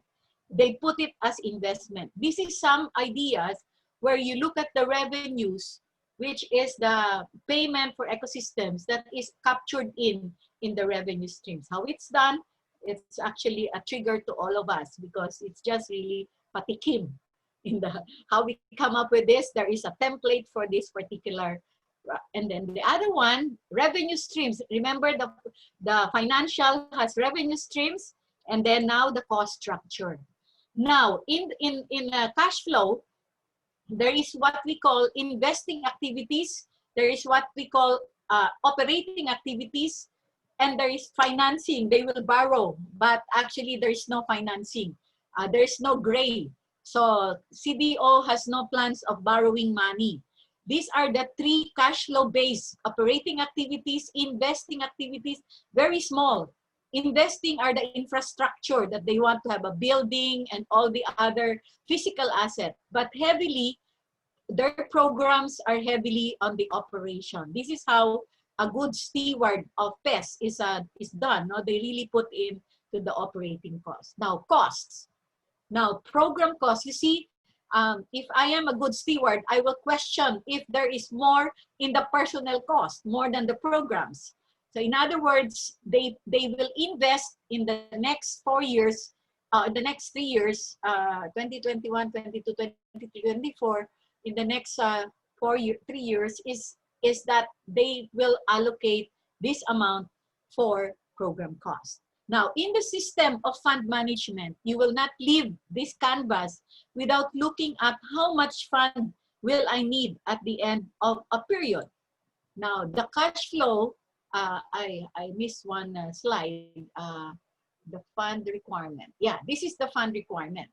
Now, we see here per technical working group, they have different technical working group, and resource management have 31% funding requirement. In other words, in the entirety of the amount of money they would need at the end of the period, they would need 31% goes to resource management, 17% goes to governance, ComDev and PES 1%, media and communication 6%, and the PMO, of course, they manage the kitchen, they look at the council, they have executive director, the 45% goes to the management. But it's not really very big difference between the resource management, which is heavily for the trajectory of Wetlands International.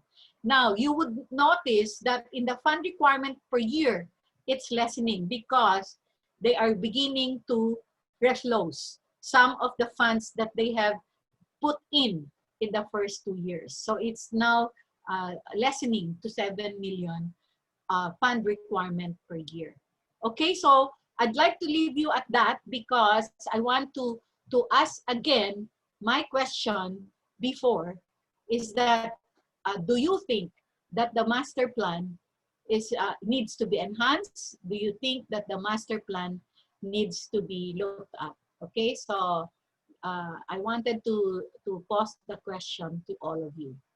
I think that would end for a while because I will integrate later on in the integration later on. So I will integrate both what we have been presented to one that is, I'm working on your plan with Agusan to see whether or not we can come up with the same as Cagayan de Oro. I think. Okay, so I give the floor to Dr. Annadel for the So this is just patikim to give some Thank time. you, We'll have, Miss Mila. Thank Yeah. you very much for the lecture on business planning for environment. It's quite informative. Perhaps, I'm sorry we're running out of time, but perhaps we can give the floor to DNR to ask at least one question about this business modeling for the Agusan River Basin Management Plan. Kathleen, do you have one? Question? Actually, this is more of a realization. We really have a long way to go since the master plan only identifies the development thrusts or priorities and directions that we wish to undertake in order to address the various issues that are present in the basin. So I think the preparation of a business plan is separate. No, it's not the same as a master plan.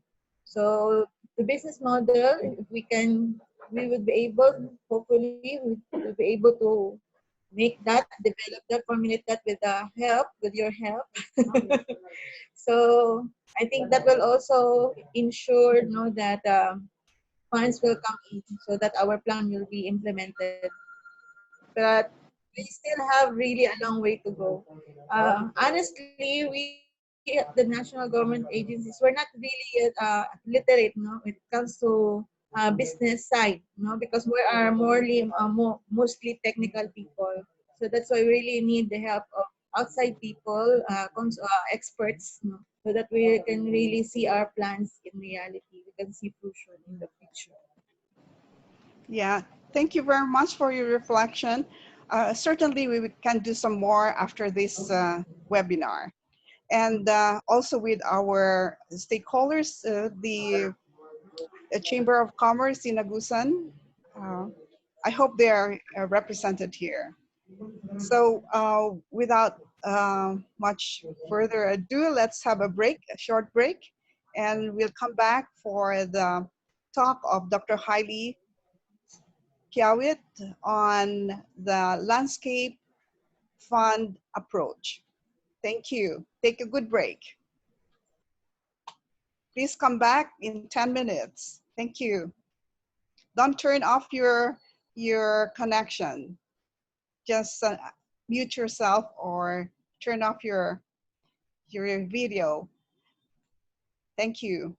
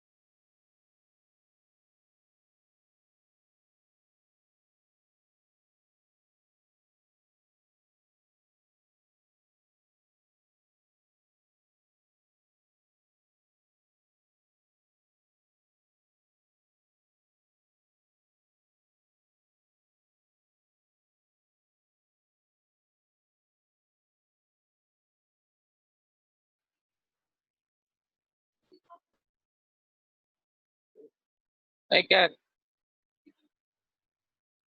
Hello. Hello. Kati, hello. Hello, Sir Dan. Okay, any more topic to be discussed? We still have one topic, and then integration wrap up. We will end at 12 noon, Sir Dan. Okay, what? Sa oras? 12 noon tamang end, Sir Dan. Itaas pa din, alas 5 man. 10:30, we will commence. Siguro, the next topic is very important. No? It's katuning sa experience sa Cagayan de Oro River Basin sa katong landscape investment approach by Doc Yawit. So, nag-break lang ta kadali. Doon ko ni Baka. Sir Verge. Break pa dito karon. Mag-continue pa. Pa-break sa Danilo dia. Bladder break, water break. Except lang sa heart break. Kat pa rin may kopya na kat ha, presentation. May ribs, may ribs. Oh. Padahal tag presentation. Bladder break, except heart break. Mag-iko man ta dan, mag-iko ta. Musugod tayo. 2 minutes. 2 minutes. Last 2 minutes. Hello. May ribs. Oh. Kumusta naman ka? Oh. Dumdan. Magbisita sa ako dito. Buta-butan ka. Nag-seminar may itong ngayong semana ka. Nag-seminar may kuhan, kining deputize itong sa Rosario. Last week. Mo sa man. Ha? Tumaday ka. Mate. Contribution na to na sa protection sa Agusan River Basin. Kanang creation sa bantay. Mga kinahanglan tag kopya na nila kay para mapasa nato sa mga deputy. Hoy. Boy. Ba? Boy. Nakalugar kag fish diha ba? Nako balay. So, sing nako balay sing naka sa opisina o. Boy. Nako balay kini uli mo itong pag-meeting na to. Amo. Oh, pero balik ugma. Balik nakalugar ugma kay nakalugar tag pulis ang kuan ba sa time. Mao gani. Nagoy ipilyopi ugma aw sa sunod adlaw. Bunawan. Ato ka? Bunawan. Aw katong si Ilyopi. Oh, pag-analysis na ba? Ako kitong ipasa sa inyo katong pa kay. Oh, na ugma to. So 27 schedule mi mayor. Mao. Okay. Final naman to. Ikaw na lang ang gamay nga. Sige lang mo. Kami sa food ko ato, ako rang email na ko sa imo ha. Ato. Sige. Meet. Sige. Sige, musugod na ta. Musugod na ta. Sige. Musugod na. I had a good break. You have a cup of coffee or a mug of coffee or tea. Our next speaker to give us a talk on the landscape investment approach for enhancing the Agusan River Basin Management Plan is Dr. Hailey Roa Kiawit. Dr. Hailey, the floor is yours. Mayong buntag sa tanan. As mentioned earlier, salamat kaayo sa paghatag sa inyong panahon para mamati sa among experience din sa Cagayan de Oro River Basin. But I will talk more about strategies that we have been doing here, and you can then decide if you want to adopt in Agusan River Basin. Okay. To start off, we initially wanted to present only on payments for environmental services, but considering the need, we've packaged it to a bigger landscape investment approach.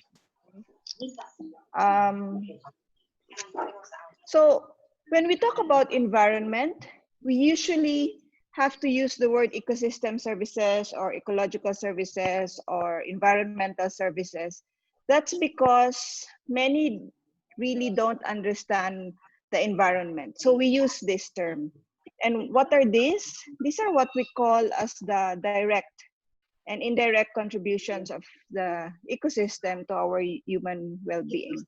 Let me just show you a very good example so you get the point across when you talk about ecosystem services. So this is a typical water service operation where you pump water from the ground and then you open the tap and you get your water. That is the payment you pay for the service provider, for the facility to get the water, the pump and all. But what we are actually missing in this picture is that this water, no, in the other side, is actually coming from the environment, which is mostly coming from the infiltration of the water from the rain through the forest vegetation. And this is what we are emphasizing, the ecological service that the the environment is providing. And there are actually many types of ecosystem services. And one is what we call as the provisioning service. These are the products you get, like water, vegetables. The other one is what we call as the supporting service. And these are those that you don't see, but very much important for the production of these other ecosystem services, like primary production to produce fruits or vegetables. The third one is what we call as a cultural service. And I think this is also very much a good characteristic for Agusan River Basin, since we have also our indigenous peoples there. Similarly here in Bukidnon. And the last, where we are actually focusing more, is what we call as the regulating services. These are the benefits we get if the environment is working well, and it can range, no? But we're focusing more on the erosion prevention. So if you look at this, if these ecosystem services will not flow correctly, we are actually prone to disaster. And let me just show you an example of where we are here in CDO River Basin from our sea area in Cagayan de Oro going upland to Bukidnon, is that we have the perfect recipe for disaster because our river basin has two headwaters up in Bukidnon, which are very steep. And at present, they are also very denuded. So when heavy rains come, like with the climate changing, we get flooding and disastrous events like we happen. And then apart from that, many of these eroded materials will go through the rivers and eventually will reach our seas. No? And in our case, we have our R-cube approach, bridge, river, reef, which will eventually affect our coastal ecosystem. So what used to be a thriving coral reef is now very much barren. So we're focusing on these particular ecosystem services to regulate the flood, to reduce disaster, and also to provide water in the long run. So as early as 2007, we have been described as a water insecure city in the Philippines. So what are we doing exactly? But before that, I want to show you what we've done also with Agusan River Basin in terms of disaster. As mentioned earlier, we work with wetlands through the Proud of My Purok project. And we did a study on an overall lens using the Agusan Marsh, and to show you that the Agusan Marsh is really supposed to be a water catchment. That's the ecological service that it's providing to the whole Agusan River Basin. But at present, it has become the sediment sink. And you see that in the arrows, for example, that due to the mining and erosion upland, all these eroded sediments will go into the marsh. And the marsh will act as a sink. And so all these sediments also coming from the mid and the downstream will also go to the marsh, and eventually it will clog. So if you look at the data, and this is even like not dated, but just to show you that the inflow of sediments in the marsh is really higher than the outflow that's going out. So you have sediment load tributaries that eventually will cause the deposition and the clogging of the water in the marsh. So what will happen is that the ecological service is not anymore provided where it's supposed to store the water in the marsh. So without the buffer of the marsh, the Agusan River Basin, especially the downstream area, will really become flooded, like what happened in Agaton. So what we're doing now is we're pushing for the protection of the ecosystem services. And in the CDO River Basin where we are, we have a management council structure created in 2010. And as mentioned, we have 60 WGs. But our focus is on the restoration as one of the main strategy to ensure these ecosystem services. And we have a very simple premise that if we have more trees, more vegetation, more water will go into the ground for water supply, and less water as runoff and less flooding. And in fact, we are following what has been done here in Agusan River Basin, as mentioned earlier by Aljoy and Arnie. No? So we're using you as our older brother or sister in terms of restoration. And but you see, doing restoration needs a lot of funds, and doing a management governance and a landscape approach needs funds. So this is where I will present now where we are in terms of getting all these investments coming in. And I will just show you briefly what it means and where we are in terms of CDORB. This is the whole landscape seascape. Now, if you look at the forest, probably in the downstream or midstream area or upstream, it will provide all this microclimate. You have your biodiversity, your habitat, and then you have your small, medium, and large smallholder in agriculture, for example, and then the industrial sector. And you have your rural urban market linkage here with the transportation and connecting to the globe, and again, the community aspect. So I think this is very much similar to any river basin. So what the role of the landscape investment finance is basically to look at all these possible sources of financing and have this filtered or funneled into one coordinating body. It's a multi-stakeholder platform. And then based on priorities, use these funds to whatever needs or programs that you have.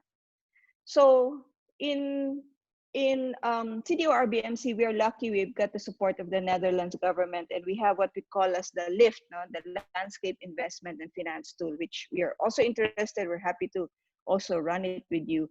But this is basically what Mila was presenting earlier, the business canvas. We did that, and eventually we have our own funnel as well. And I will just go through how we, all these sources of funds, yeah. So, for example, the first one is that we realized that for all this to work, the LGU really has to be in.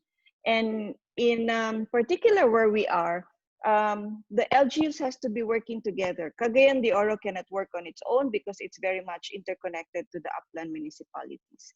So one of the funding streams that we have developed for is using the Disaster Risk Reduction Management Fund that is very much embedded in each of the LGU. And in this case, one of the stipulations for the LGU is to allocate annually funds for the restoration of their respective jurisdictions. So for example, here, we have Talakag allocating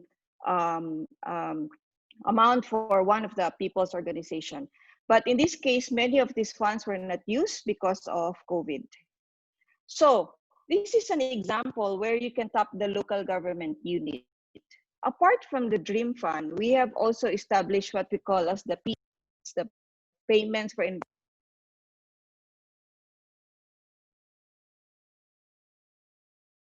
the water bill to be used for restoration. In the case of Libona, similarly, but these two LGUs are focusing their efforts to the two headwaters that we have, Calatungan and Kitanglad. A novel one is with the Cagayan de Oro City, where instead of putting tariff, they have allocated 10 million a year for restoration. And there's an allocation for the funds, but we're trying to implement it also this year. So another type of investor are what we call as the institutional investors or foundations. And these are mostly where the grants are. And for example, as I mentioned, we have been supported for over 10 years by the IUCN, International, and they have been working with us in so many ways, but we have, to the point that we have come up with some restoration models that we're adapting here in CDORB, down to the costing and what the breakdown and the design. And again, similarly, this is pattern after what we did in Agusan River Basin. Another funder is, again, with the Netherlands Government Sustainable Water Fund, where our Cagayan de Oro Water District is working with us, not just for the hard engineering to reduce disaster, but really for the soft engineering part, the restoration. Again, working with Wetlands Philippines in this case, and VEI. So we've developed a particular restoration model with them, partnering with a business group. Okay. So another source of income is the business sector, and we have already started to work with your Agusan Chamber of Commerce. And here is an agro-industrial group, Unifruti, where they have allocated annually sort of an ecological fund to ensure that the integrity of the plantations where the ancestral domains are flowing, which is also in the long run part of the production that they need.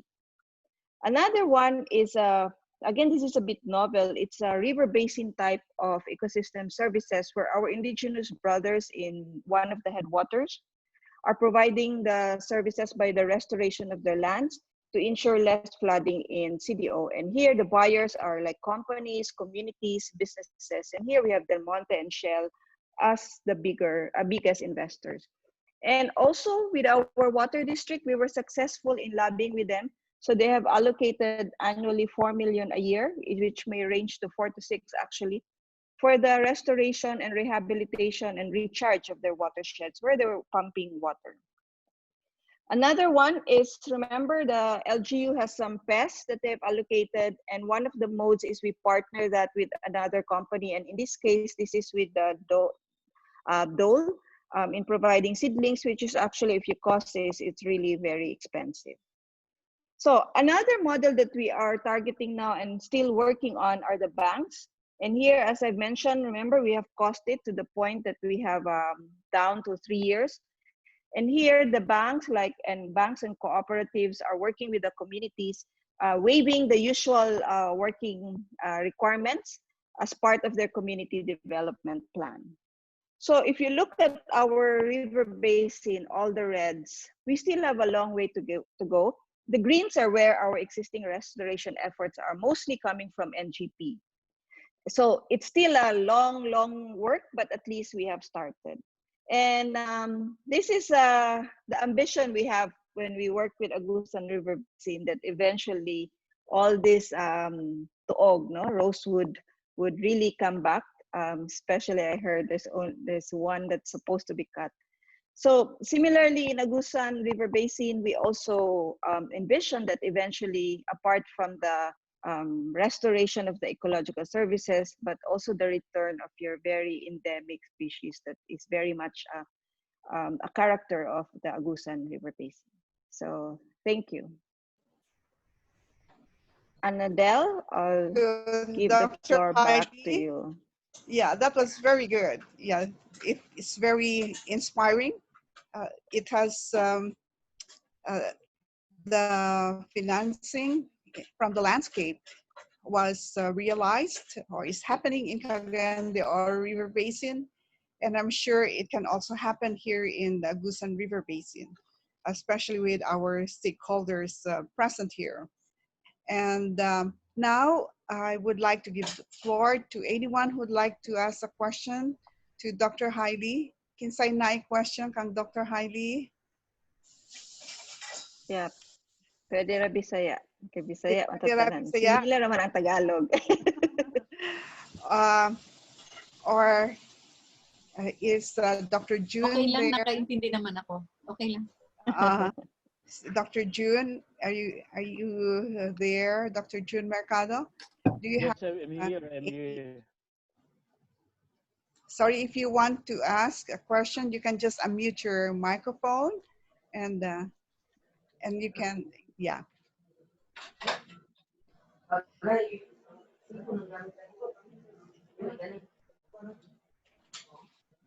The,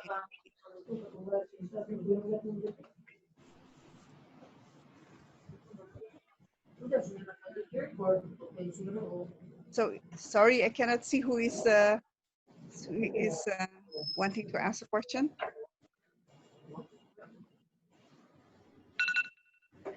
How about from the DNR? Do you have any comments on the presentation?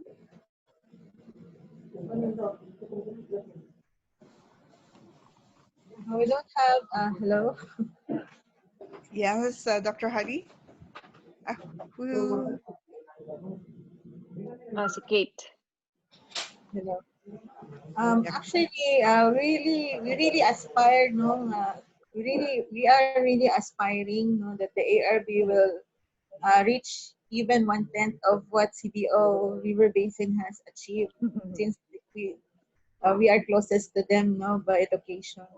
Actually, siguro our greatest challenge as ARB is how to change the mindset of the people, because basically most of our stakeholders really are resource, no, more on resource oriented, since it has been the culture of this region that resources are extracted, no, for economic activities. So it's really the PES concept is really a model, it's really novel, no, it's a novel idea. So it's quite a challenge for us to overcome this. And also, we also have to convince, especially the local government units, to put more efforts on restoration activities, since we know that most priorities in the LGUs, really, they want those activities that generate immediate income. And also, our private sector also here needs to be consolidated, because each industries, I know, can be tapped as potentials partners to ensure that our master plan will be implemented. So actually, convincing the LGUs is the first step. No? So I think the priority for us will be to come up with a good communication and marketing plan. No? Then next, we will go into the details on the business aspect. No? So by communicating the technical aspect of the plan to the business side, siguro that's one of our greatest challenge. So that's it for me. So I think at the LGUs also, unlike I know that CDO, there are many industries there. Here we are, since ARB is mostly rural, so the culture, the economic activities are rural based. So we really have to tap our existing organizations also, no, that are enjoying or tapping the various services that are generated for the environment. So it's really quite a challenge, no, especially that ARB is also very big in scope. So little steps, baby steps, one step at a time. Yeah.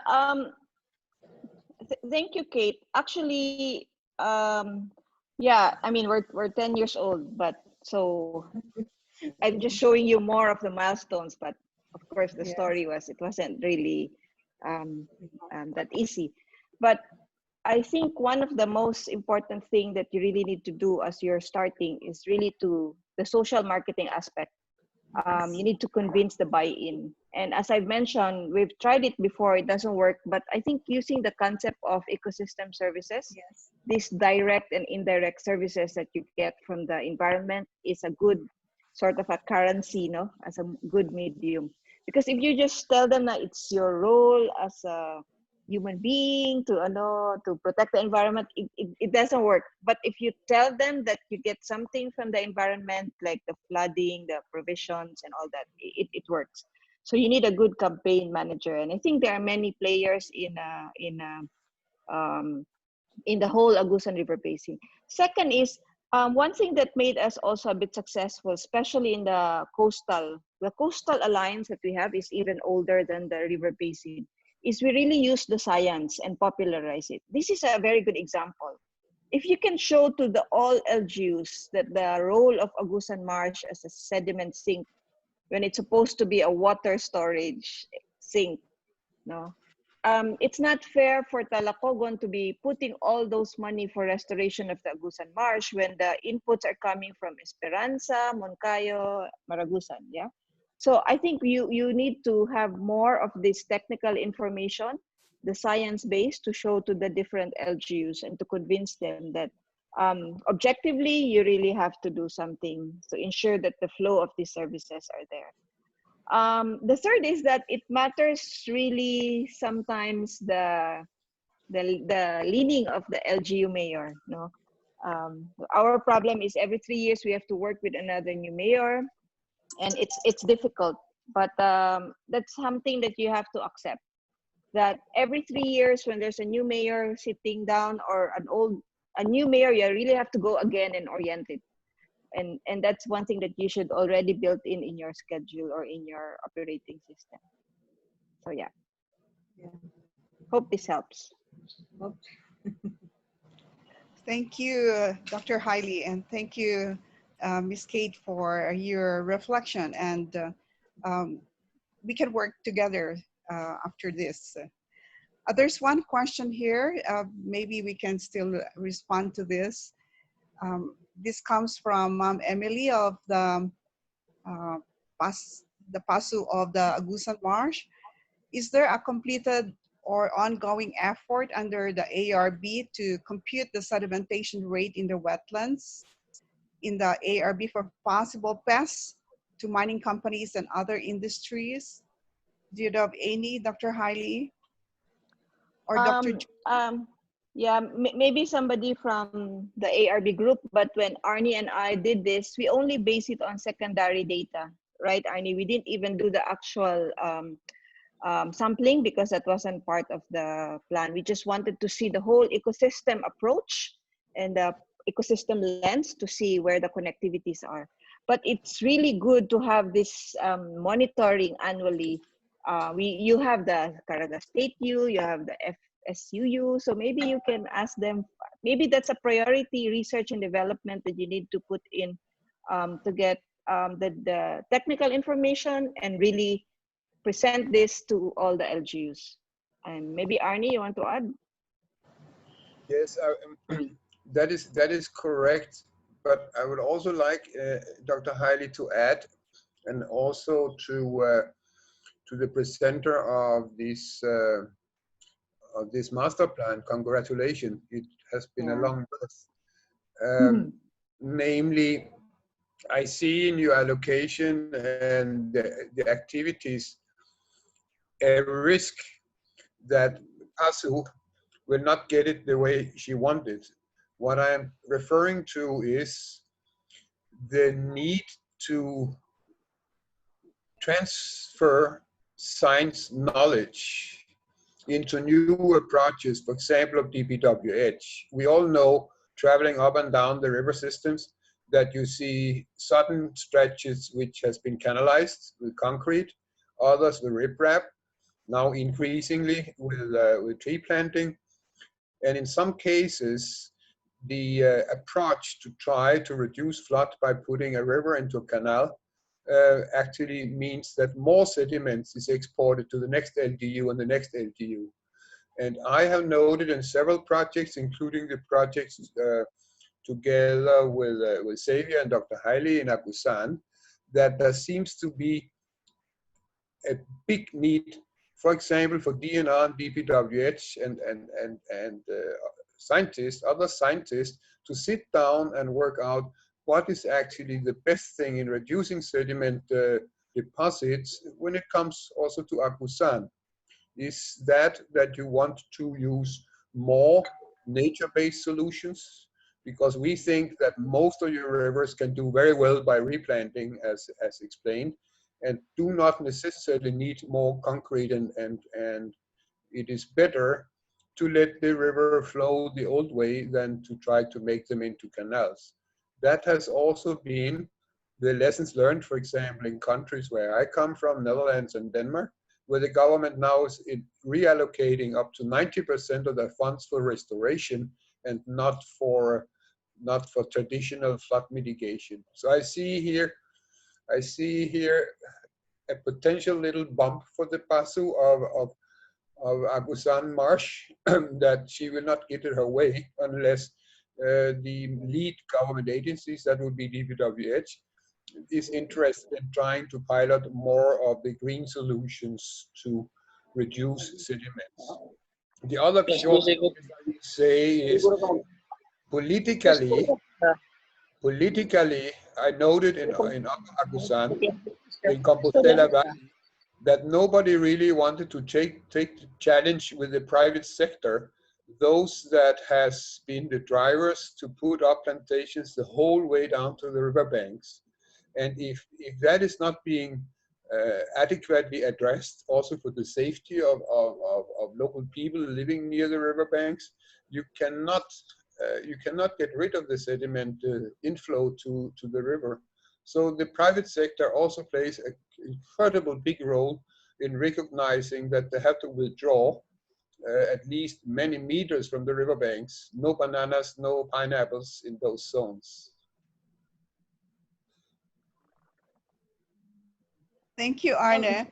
Yeah, just to add, Annadel, I think there is already a willingness to pay study by Agusan River Basin, although it's only in Talacogon. Maybe you can pursue that also, so you get an idea how much people are willing to shell out to help you with the restoration. Thank you. Yeah. Yes, certainly we can build on the study on willingness to pay for payment for ecosystem services that was conducted by a local university and that was commissioned by DNR. We will use that in future workshops, Ms. Kate. Yeah? Yes. I think Mr. Danilo Sarong has something to say. I will give you the floor, Mr. Sarong.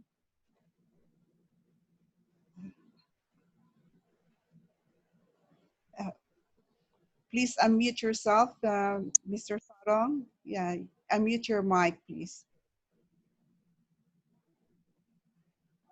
I don't think he hears me, or I cannot. Mr. Sarong, you have a question or comment? Please unmute your mic and you can tell us.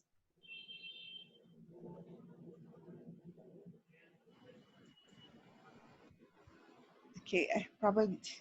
Yeah, I don't. Annabelle, if I may say something while Mr. Dan Sanong is still fixing his Yes, thank you. Yes. Okay. Investment wise, no, with regards to the question raised by our PASO, actually we really lack studies no on sediment loading. So I think that's one of also one of the opportunities that the academic can maybe go into, no, as one of the recommendations. So that needs further discussions with the technical working group. But investment-wise, if we go back to the list of projects that has been identified in the master plan, really endeavored to provide a good balance between the soft engineering side or the restoration side, not only on the hard infrastructure when it comes to flood control. So that's why, as you can see, siguro, no, there were already areas identified as potential for NGP development. So we are all not saying that that areas will be developed through NGP only, but LGUs can also use that information as input, as one of the sites that they can pour resources into, since LGUs are also mandated to divert some of its resources on the their regreening endeavors. So the identification to make the flood control measures more strategic, since the master plan does not provide details on specific sections of the rivers, so it does not provide detailed technical information. That's why we included in the list of projects a master plan, updating of master plan studies on flood control. Since most of the LGUs are looking at dredging activities as one way of source of fund, no, to fund their other projects, no, at the local level uh, what you call this, by tapping the private sector, you know, since we know that LGUs have also limited resources. So when it comes to sedimentation, really need the support also of the academy, you know, to generate the science, the knowledge, the facts, the details. Although there are existing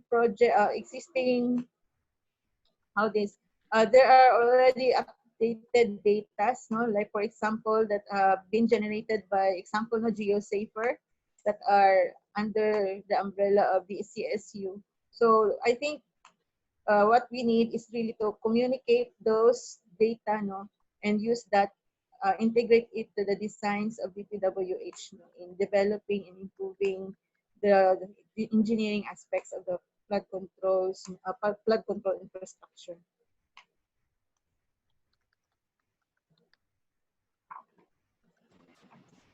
Thank you, Miss Katie. Annadel, I just want to say that I will answer the questions in the chat, although it's not going to be answered verbally now.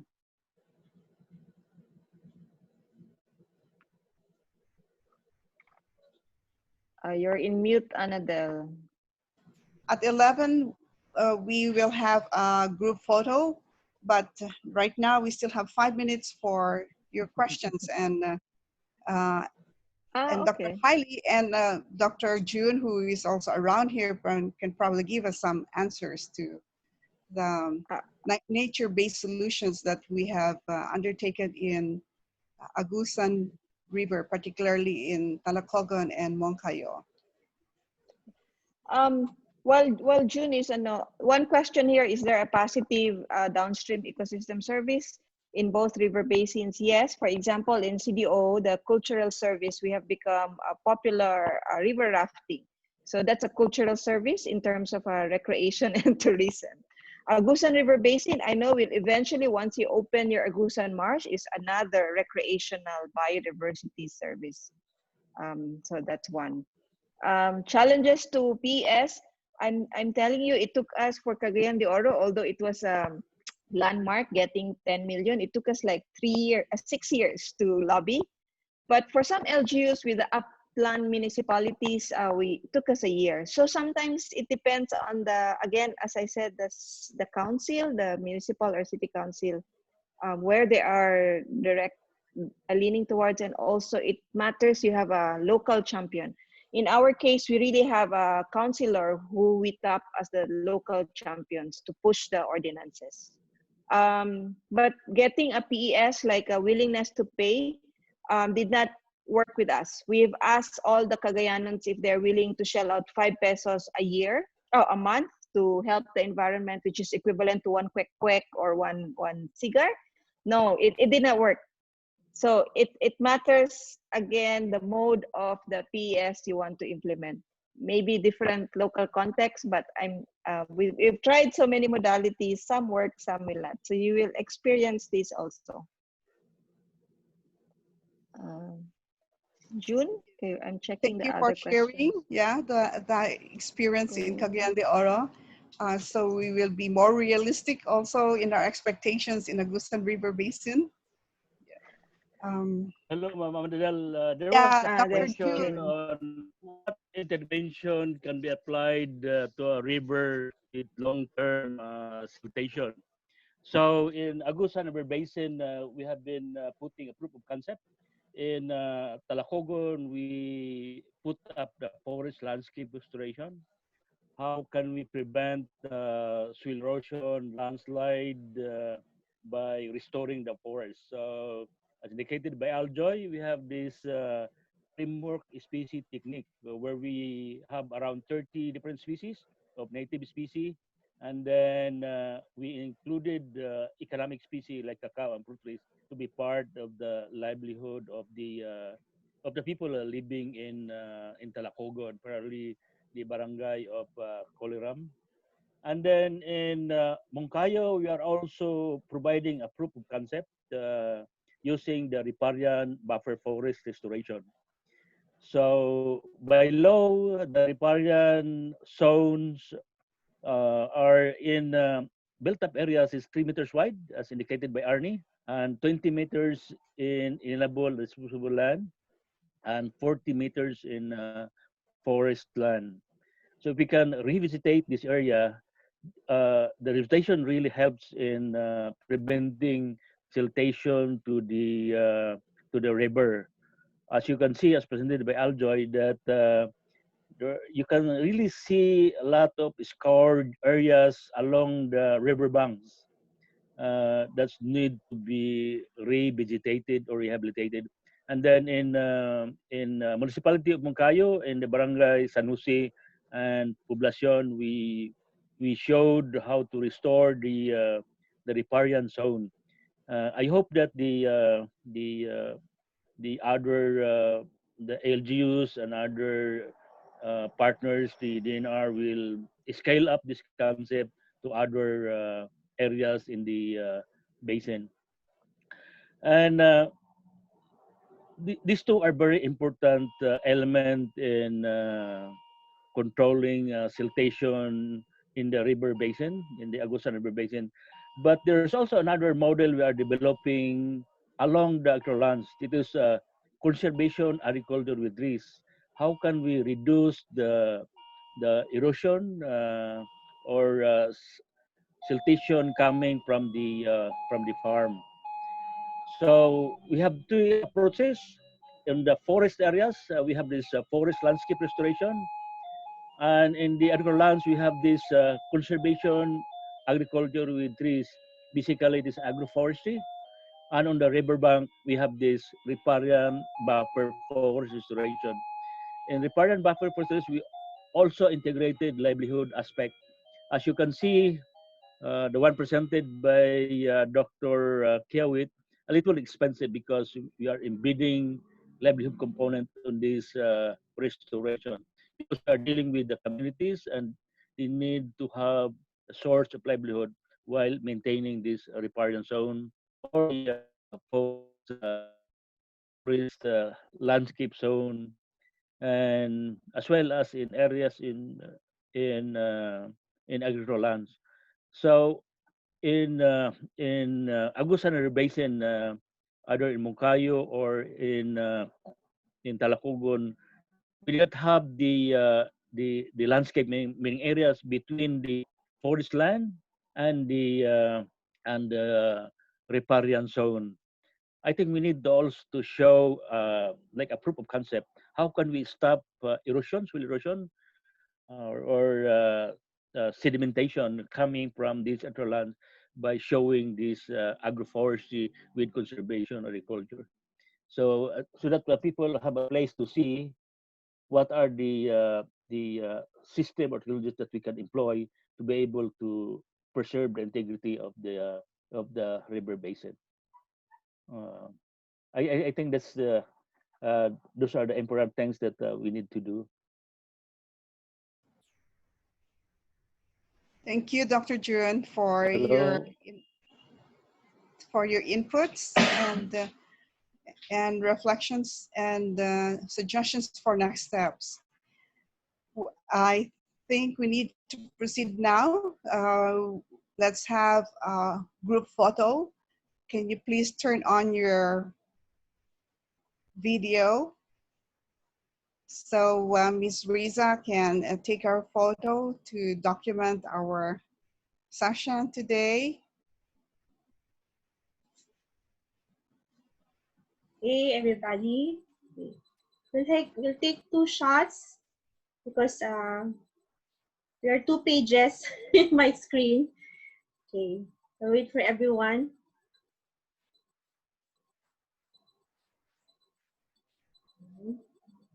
Okay, almost 90%. Okay. Some are not yet on. Everyone, please turn on your videos. Okay. 1, 2. Ma'am Hailey is not here. Oh, wait. Ma'am Hailey is not. Her video is She's not there. on. Black. Let's wait for her. That's it. It's on. It's on. Yeah, okay. Okay. 5, 4. Wait. 3, 2, 1. Smile. Okay, wait.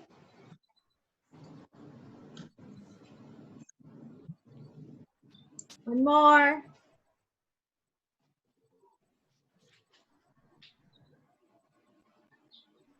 Wait for the others.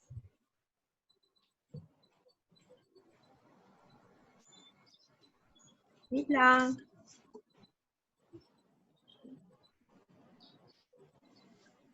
Okay, 1, 2, 3. Smile. Okay. Okay, good.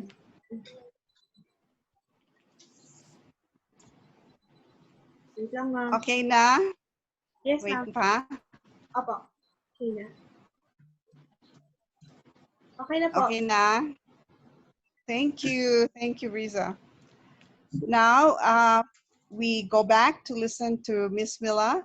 She will give us an integration of the presentations this morning, particularly on the business planning and the landscape financial approach and the Agusan River Basin Management Plan. Miss Mila.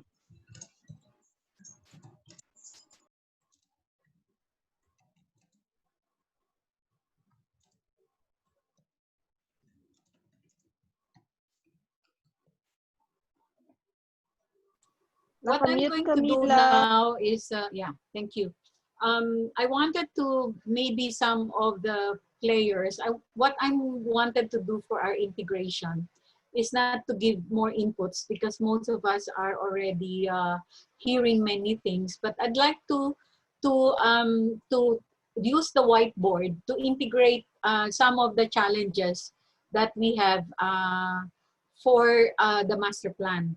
So I'm more in two sides. One is to look at the payment for ecosystem as prime. The lessons learned from Cagayan de Oro has something to do with to start the ball rolling. So because one of the things that I want to endorse for the master planning is the use of cash flow management approach and projections to look at the sustainability of the project. So I will wind up two things I want to do in the integration is for us to really put on the table the real challenges for Agusan River Basin so that we can take it on to the next level for our master plan. But before we do that, I'd like to have a little inputting on cash flow based projection for River Basin so that this is more on the financial side. I'd like to share the slide on that area.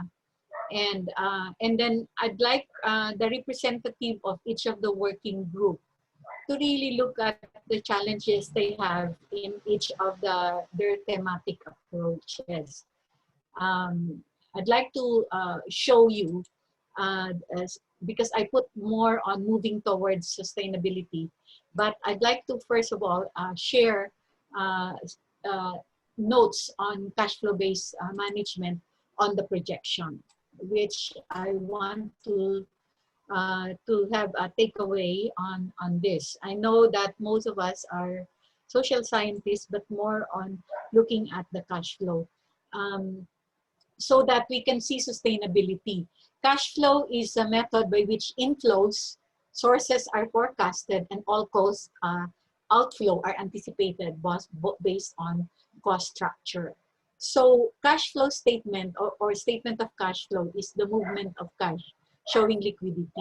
So I don't know how the Agusan, I wanted to capitalize on this session to look at concrete ways by which you can see PES as affecting your cash flow, and what are really challenges that we are looking at in terms of our liquidity and ability to meet all our programs. These show how much fund is required at a given time to meet all obligation in real time.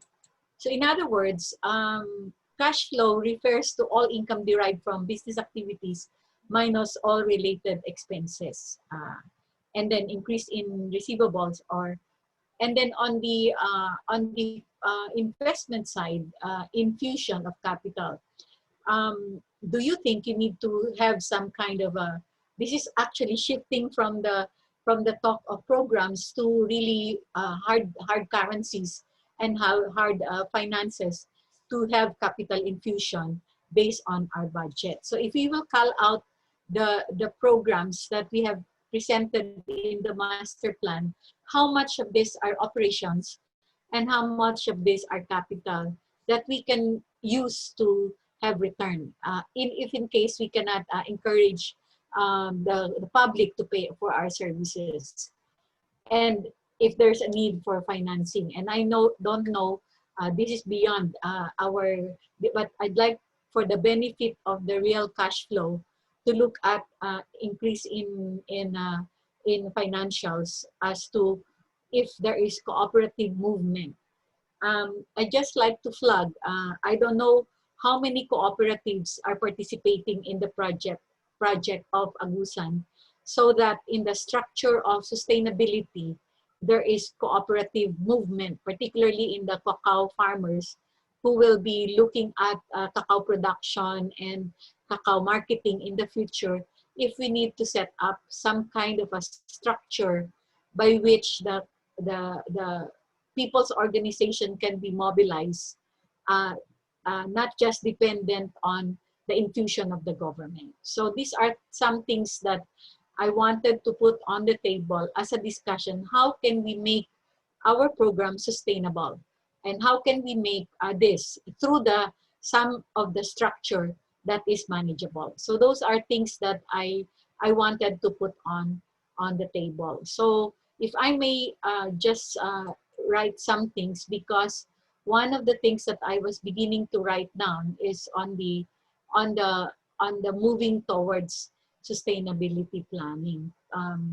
Think of biodiversity services. I'd like to exit on the end show, but I'd like to put in the structure of people's organization to be able to manage our program. So I'd like to open the table to the Agusan Technical Working Group for us to really look at some of the things you're looking at moving towards sustainability and realization of your master plan. So I'd like to put on the table now for discussion on your business aspect of your plan, and what are the things that you really need to do moving forward from all our discussion this morning, so that as we end, we will just take on the challenge.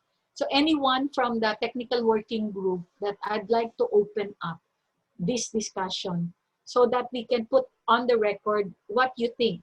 So we have not heard the technical working group to speak on what they thought on their own programs. Kathleen, I don't know if this is a good move so that our integration will be much more concrete. If I will ask, what are the 3 pressing challenges that you wanted to put on the table, looking at enhancing your programs on your business plan, at the same time your PES? So those are 2 things that I wanted to put on the table. Your turn to speak, because this is really a storytelling thing that we need to look at. Anyone? Kahit na Bisaya, okay lang. Kathleen, I need your help in this area. Okay. Is there our Paso Milay there? I would like to ask Paso Milay, because we know that Agusan Marsh Wildlife Sanctuary has been recently declared as one of the Asian Heritage Sites. So we would like also to use the Agusan Marsh as a selling point, because of its biodiversity, relevance to biodiversity and intrinsic values. Although in the plan, we have initially identified ecotourism, as one of the avenues to ensure the sustainability and financing of the marsh. And this will also, some of the incomes there might be flowed back to the development and protection of the marsh. So I think if Pasamila is there, she can expound on this. I would like to give the floor to Paso Milay. Is she there? Or anybody from the local government unit of Agusan del Sur, either Ma'am Salome Acopiado or Sir Danny Sarong. Because I know the LGU is closely working with us there. They are very active in the PAMB. So I think they are really on the move right now, in promoting the Agusan Marsh. Then,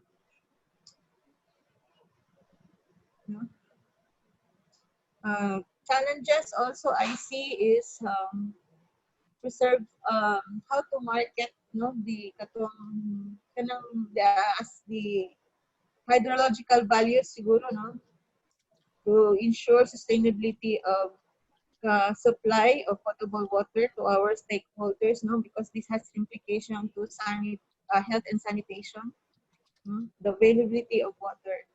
Our latest data on water balance is not really latest, it's very obsolete. It's a study that was commissioned previously by NWRB.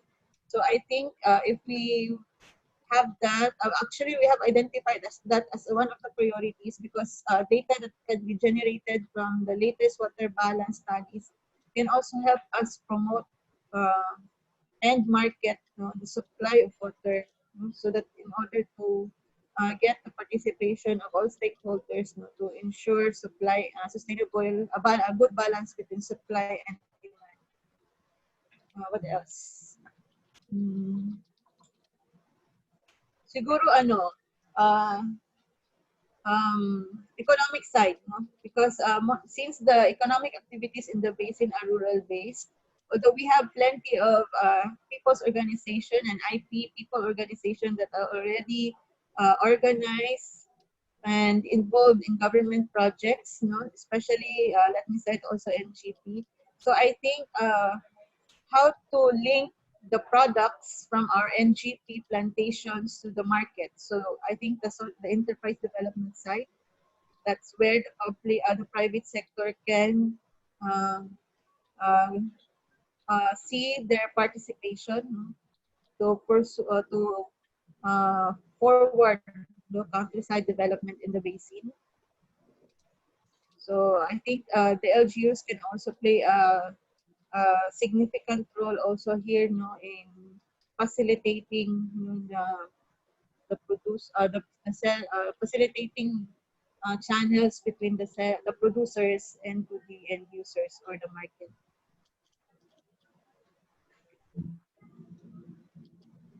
I want to ask Agusan, this is what I was looking at your program.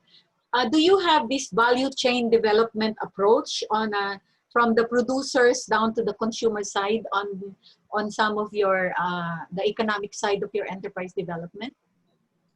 Do you work with the If from the DNR, I don't know so much. Maybe in other agencies they were able to document that. I hope the LGUs was also able to document that. But from the part of DNR, medyo hindi pa namin masyado captured po yan. Although we have already documented some best practices that has been done by our people's organization, pero in other industries, for example, in agro-based industries, which is under the jurisdiction of the DEA, and also some like the bamboo industries, the cacao industries. I think other government agencies have first-hand knowledge with regards to value chain development.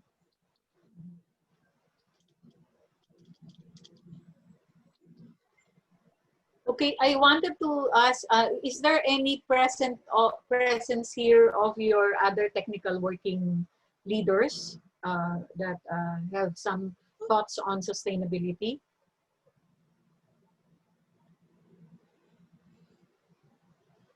Let me check.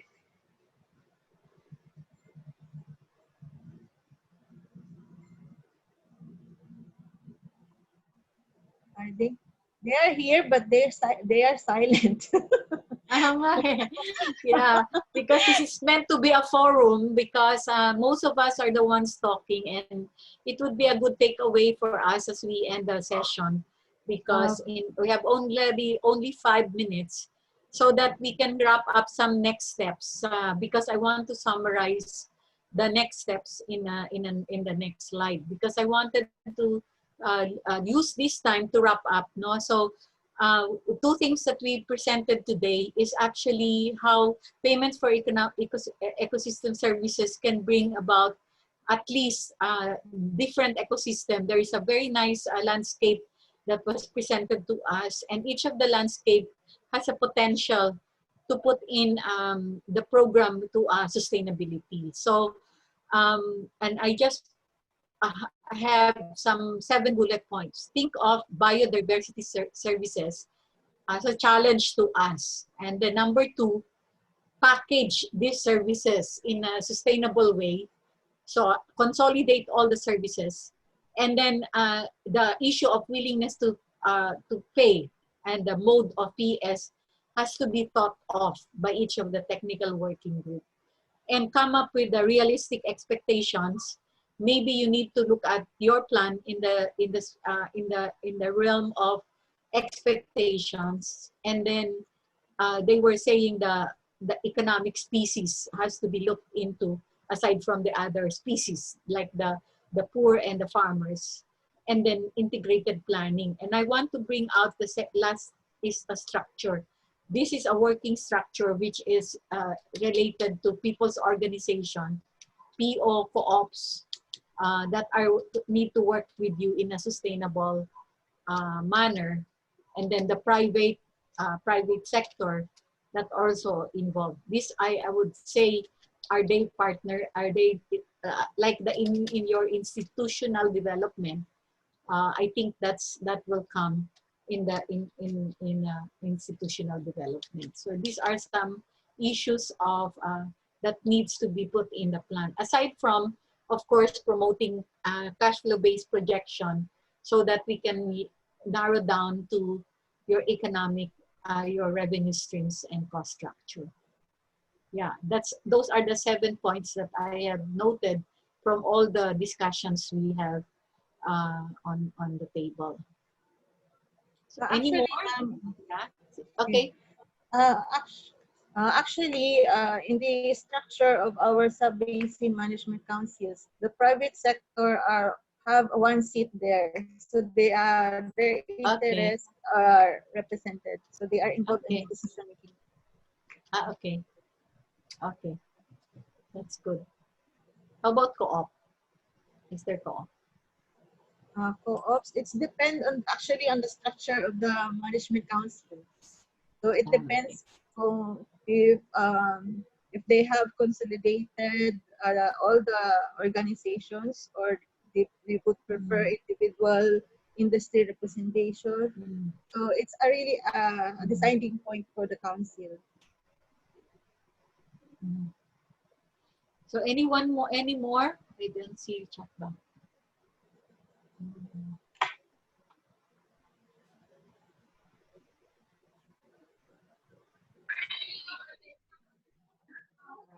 Hello. Yes. Hello, yes. Yes, I'm very much interested with the, I think number 5, which said Agusan is, Agusan, economic commercial species. space. Huh? Yeah, economic species. Economic species. Actually, yeah.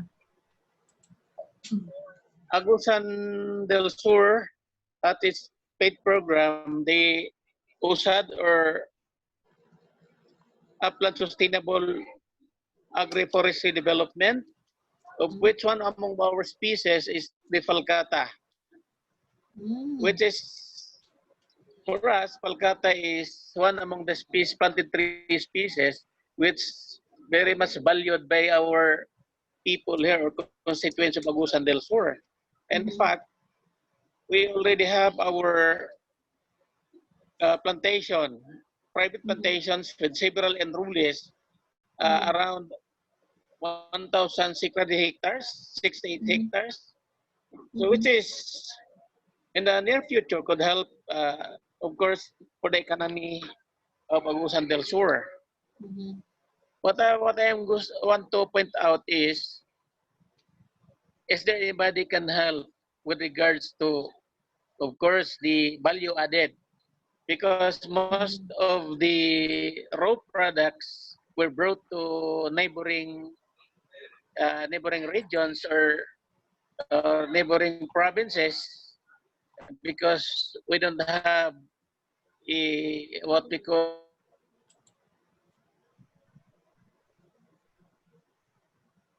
a sufficient. We have a few, but they cannot offer a what we call a competent or a compara what we call this, yung mataas na competitive, cannot offer competitive prices. Competitive price. So that's the very reason why most of our tree farmers were selling the raw products outside of the province and even outside the region. So what the DENR can help to us? So there is any agency that can help, that should we could establish a better wood processing plant in the province, of course, so that all of our economic species will be having its value added. So what can I think the master plan have not mentioned with regards to that concern. Yeah. Any response? So that's my question.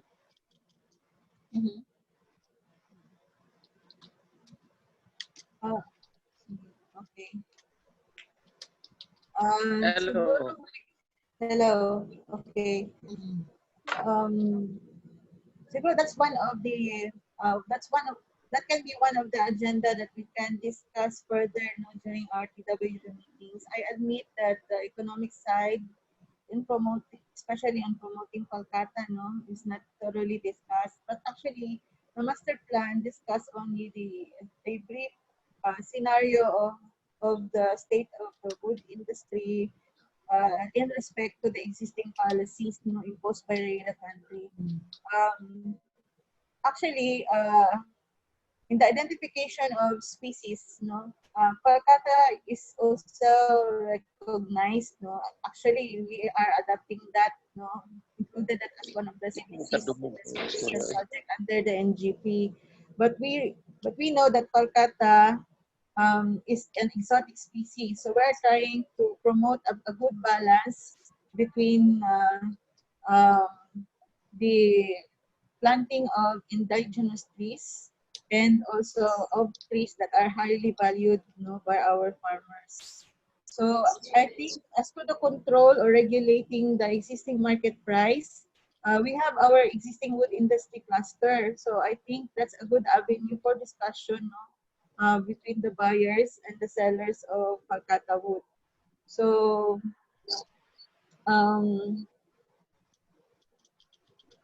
strategies as to regulate, I think the DNR has little control over that because I think this function is really deregulated on the cluster itself. So they have to come up with their own policies, coordinate with the adjoining regions, no, because each region has also have their own established organizations, no, industry wood, wood industries.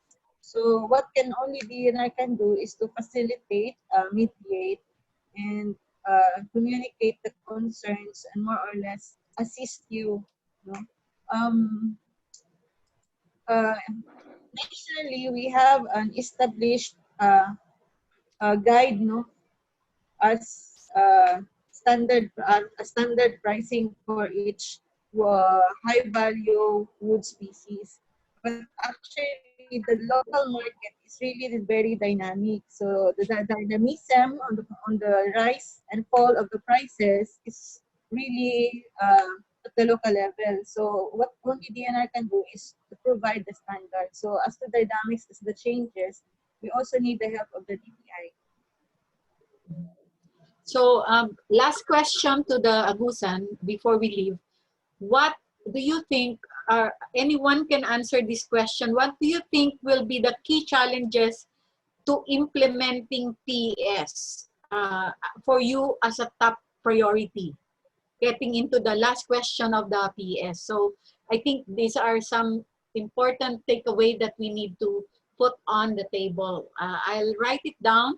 What are the key priorities in order for PS to take off in your program? So maybe other people from the groups that are also stakeholder in the program, can you share your thoughts on PS?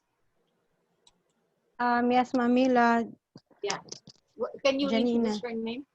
Janina. Janina. Okay. I'll be speaking in behalf of FSUU, from the Yeah. academe. Okay, One of the academe. challenges Manggo, that I am observing or that I have observed is really on the mindset, no, as Ma'am Kate already mentioned.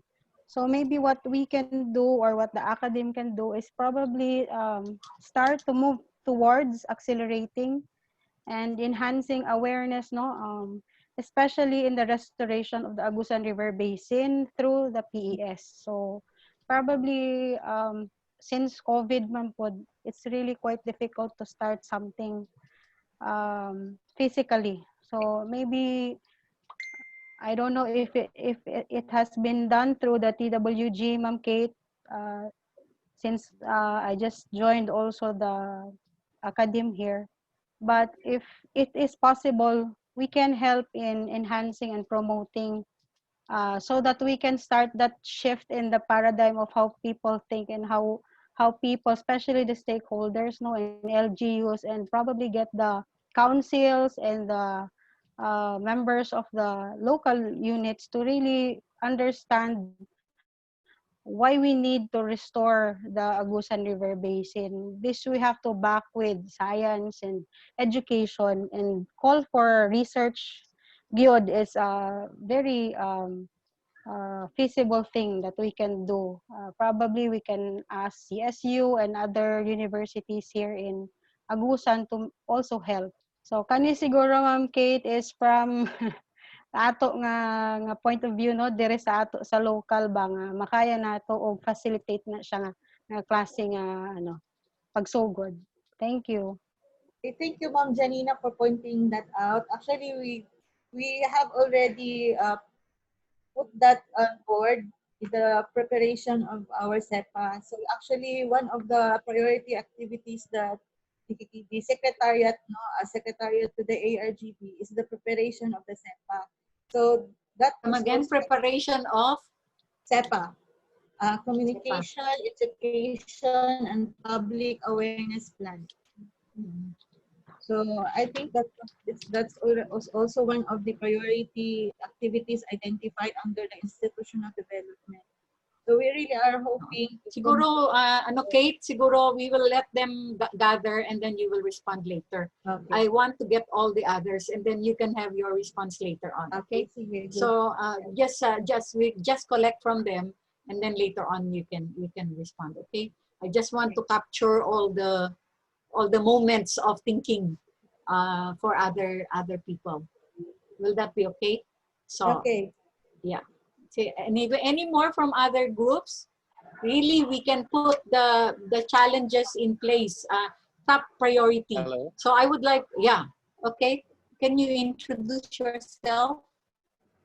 Actually, earlier I was talking about Kolkata, but Agusan del Sur is also Okay. containing our provincial nursery producing endemic tree species, which are to be planted within along or easements of the water bodies or the tributaries of Agusan River. What I'm talking about Palka is Palkat is about the industry which our private sectors are investing. That is why I included in the discussion the Falcata, because we are talking of the economic species. But generally, Agusan del Sur, we have maintained our provincial forestry nursery producing endemic seedlings provided to any interested private or public entity in the province who wish to plant either for economic and for environmental purposes. So when I was talking about Palkata, it does not mean that we are pro Palkata. No, we are also pro environment. But we are what we call providing planting materials to those individuals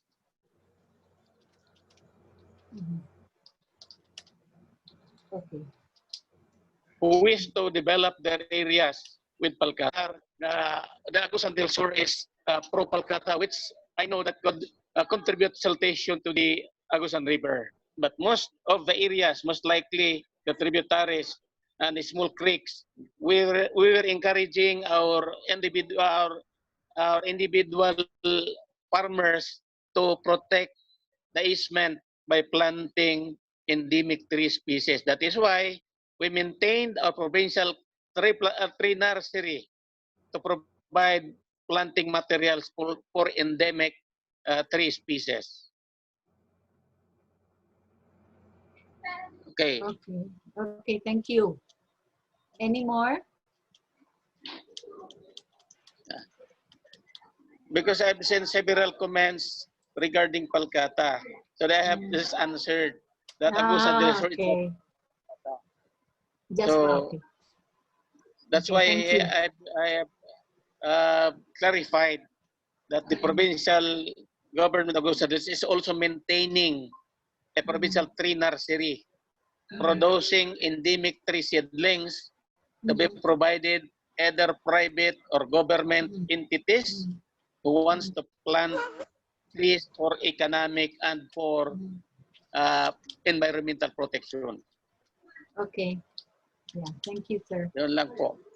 Oo, salamat. Any more from different areas?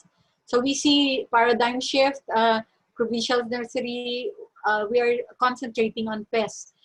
Some of the thoughts on packaging and willingness to play mode. Any more? Going, gun. Two more minutes, and then I'll give back the floor because I think we need to narrow down, and then I'll ask Kate to respond. Any more other people that are here that had done the study in terms of PES? Really, we want to look at the model for Agusan.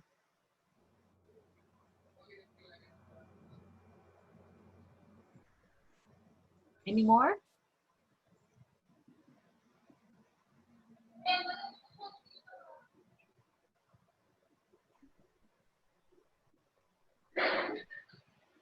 Any more? Somebody's trying to say. Danny? Yes. You want to say something? Actually, I did just reply to the comments written in the there were comments regarding murag negative comments regarding Falcata. That's why I'm clarifying that Okay. we are there or it's not pro Falcata because we are Okay. pro environmentalist. But Okay. of course our constituents here are also engaging in wood industry. So we provided also them some Falcata, but for selected areas, not in areas that is very near or close to water easements or water bodies. Yeah. Okay, so any more from others? And then we'll ask Kate to wrap up for her perspective. Then I'll give the floor to Annadel as we close the session.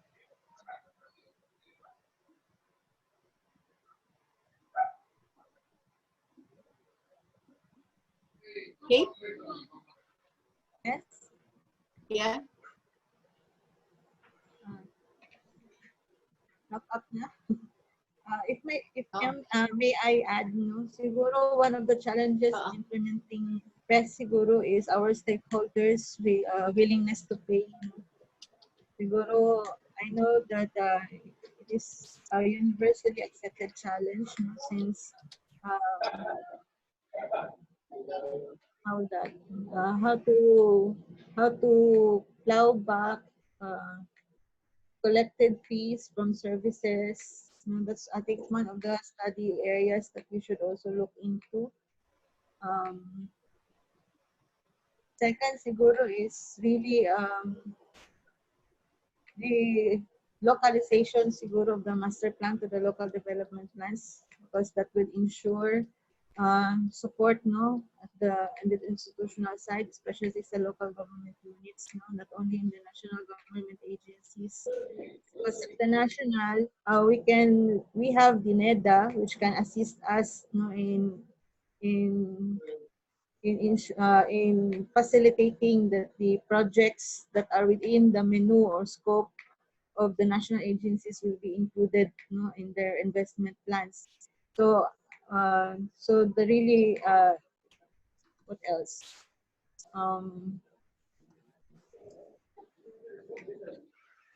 think it will all come down to really how to communicate, no, how to consolidate all efforts, no, from different sectors.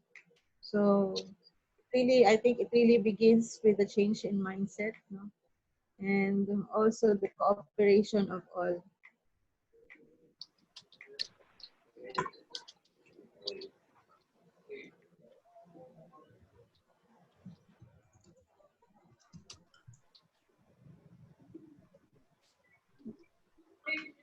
Okay, so I think all of this are notes that I will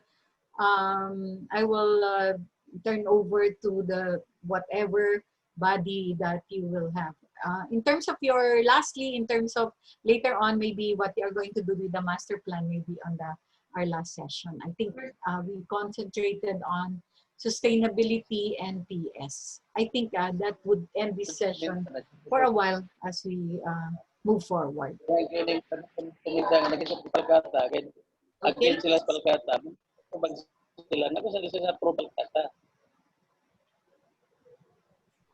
Okay. Okay, so I give the floor to, just on summary, so we think of biodiversity, package of services, willingness to pay, the mode of PS, and realistic expectation. And then we think about Agusan economic species, integrating our plans, and then ecotourism, and then maybe on the economic side, we need also a thorough enterprise development and countryside development, and maybe document value chain development, best practices, agro-based industries, and also looking at marketing system, particularly water system and water balance, no, and good balance of supply and demand. And from the academe, we really, the priority is to have a paradigm shift, understand as to why we need, say, River Basin to be facilitating the process. So we appreciate the academe that are here, and then the SEPA, and then provincial nursery. And then I think one of the things that we is the 4 C's, no? Communication, consolidation, change of mindset, and cooperation of all. So, but of course, localization of the master plan, and together with national facilitating the being included in their menu. Okay, so far these are the integrated things from with today's discussion. So thank you very much, and we hope that we can move forward towards sustainable Agusan River Basin project. Thumbs up for everybody, and then I'll give the floor. So can you put the reaction in? Yeah, right. Thank you. Thank you. Thank you. Okay. So we'll go back to our program. So it's now time for us to wind up. Can I give the floor to Kat, who will be the closing? Okay.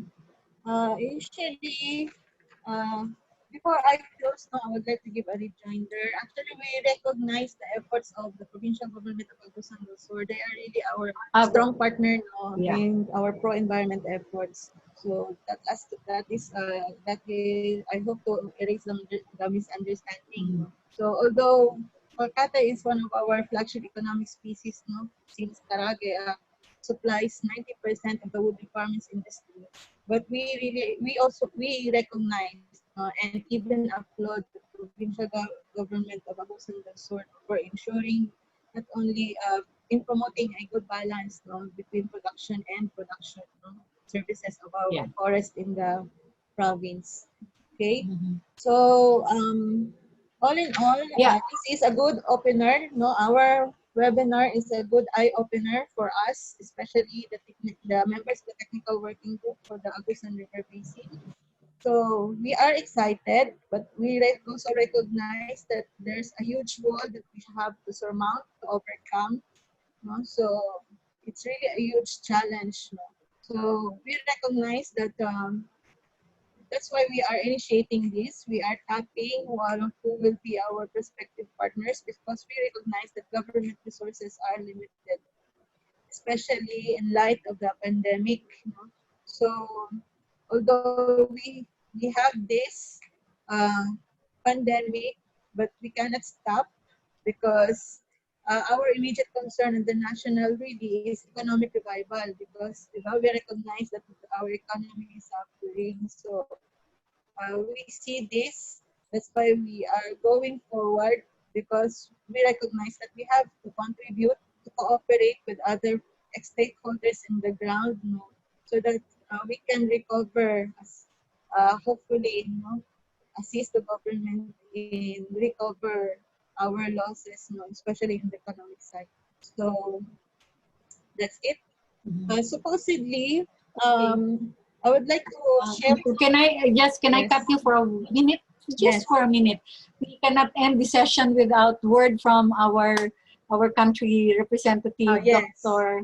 Annadel, for her thoughts on our today's session as part of her feedback. Before you finally, I'll give back the floor to you. Thank you.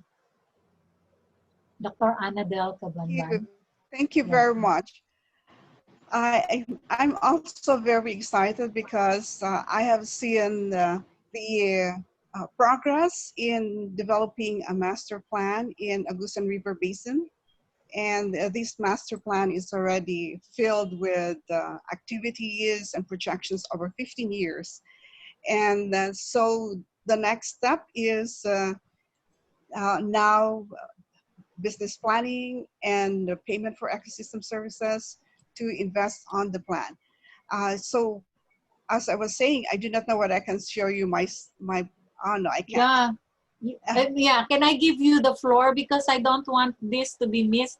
I'll give you the hosting, Annadel. We still have time. I think you can already. Yeah, you can still have the floor, because I think I'll give you you are still the host. You can share your slide if you have that, because I think that's very important. You can still share. Your co-host Annadel, so you can share screen. You can share screen. You can share screen, actually. Let's see, how can I do this? Okay, share screen, yeah. Screen. Because we still have, I think that's very important. I just was not able to download. A success. Okay. Yeah, success. Yeah, that's why I don't want you to leave us here without sharing that as a closing remarks. So these are just 2 slides. This Yeah. is the trajectory of to resilience that I was describing earlier. So it's basically several building blocks from landscape assessment, management plan, strategic plan, business planning, payment for ecosystem services, and then we have an investment plan that is funded. So this is where we are now here in the river basin. There is this climate change responsive integrated Agusan River Basin Management Plan. And we are close to having this investment. We are here in this arrow. And what I can promise as the country representative of Wetlands International is to provide technical support, especially in the next 2 months. I'm proud that we have our resource persons, our experts, Ms. Mila, Dr. Hailey, Dr. June, and our field coordinators, Janina and Aljoy. Let's work together to have a plan for the next steps, specific next steps in the next 2 months, so that we can enhance the current climate change responsive integrated Agusan River Basin Management Plan for the resilience of the people there. Daghang salamat sa inyong tanan. Thank you very much. Yeah, thank you. Thank you. Clap, Thank you. reactions. Thank you very much. So at least it is very, very timely for this particular closing. Maybe it's a way of ending a very, very nice discussion with your ending of your trajectory to resilience and climate change responsive integrated river basin management plan. So Kathleen, I think you have the floor for the whoever will be the closing remarks from your end. Yeah, I will give you the co-hosting to end the session today. Okay. And some announcements. First and foremost, I would like to give our thanks on behalf of our Regional Executive Director, our ARD, Samuel Danganan from our ARD for Technical Services, our Chief of the Conservation Development Division, Ma'am Nilda Ebron. Supposedly, Ma'am Nilda will give us the closing remarks. Unfortunately, she was called by our Red for an urgent meeting. So I will be closing. So thank you everyone for answering to our invitation, for witnessing today's webinar. Hopefully, I am hoping and optimistic that you will join us in this journey. Although we have not yet secured the endorsement of the RDC, we only have secured the PDC endorsement from the Misamis Oriental and Compostela Valley. So that's good news that I would like to share to our members of the TWG. We have been scheduled by the Provincial Government Unit of Agusan del Sur to present the master plan. For the Agusan del Norte, we have presented it already to the 5 committees. So we are waiting for the schedule of the full development council. So we are go.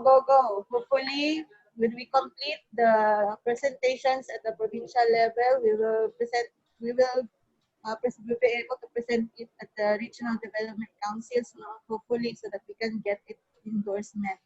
We are also in the process of integrating the comments that was provided to us by RBCO from the National Steering Committee. So we are on the process. So we know that is very is continually evolving. That's why we how do you call this? We pursued the Wetlands International Philippines to help us. So I know that the business planning is different from the preparation of a master plan. So we still have a long way to go. Thank you everyone for your cooperation. But I have here a slide I would like to share the names of our participants, for today. Wait a minute. Share that. You are also a co-host. You can share. Okay. Wait. So I managed to put many hosts so that everybody can share their slide. Okay. Wait a minute. Can I have your tolerance, please? Wait.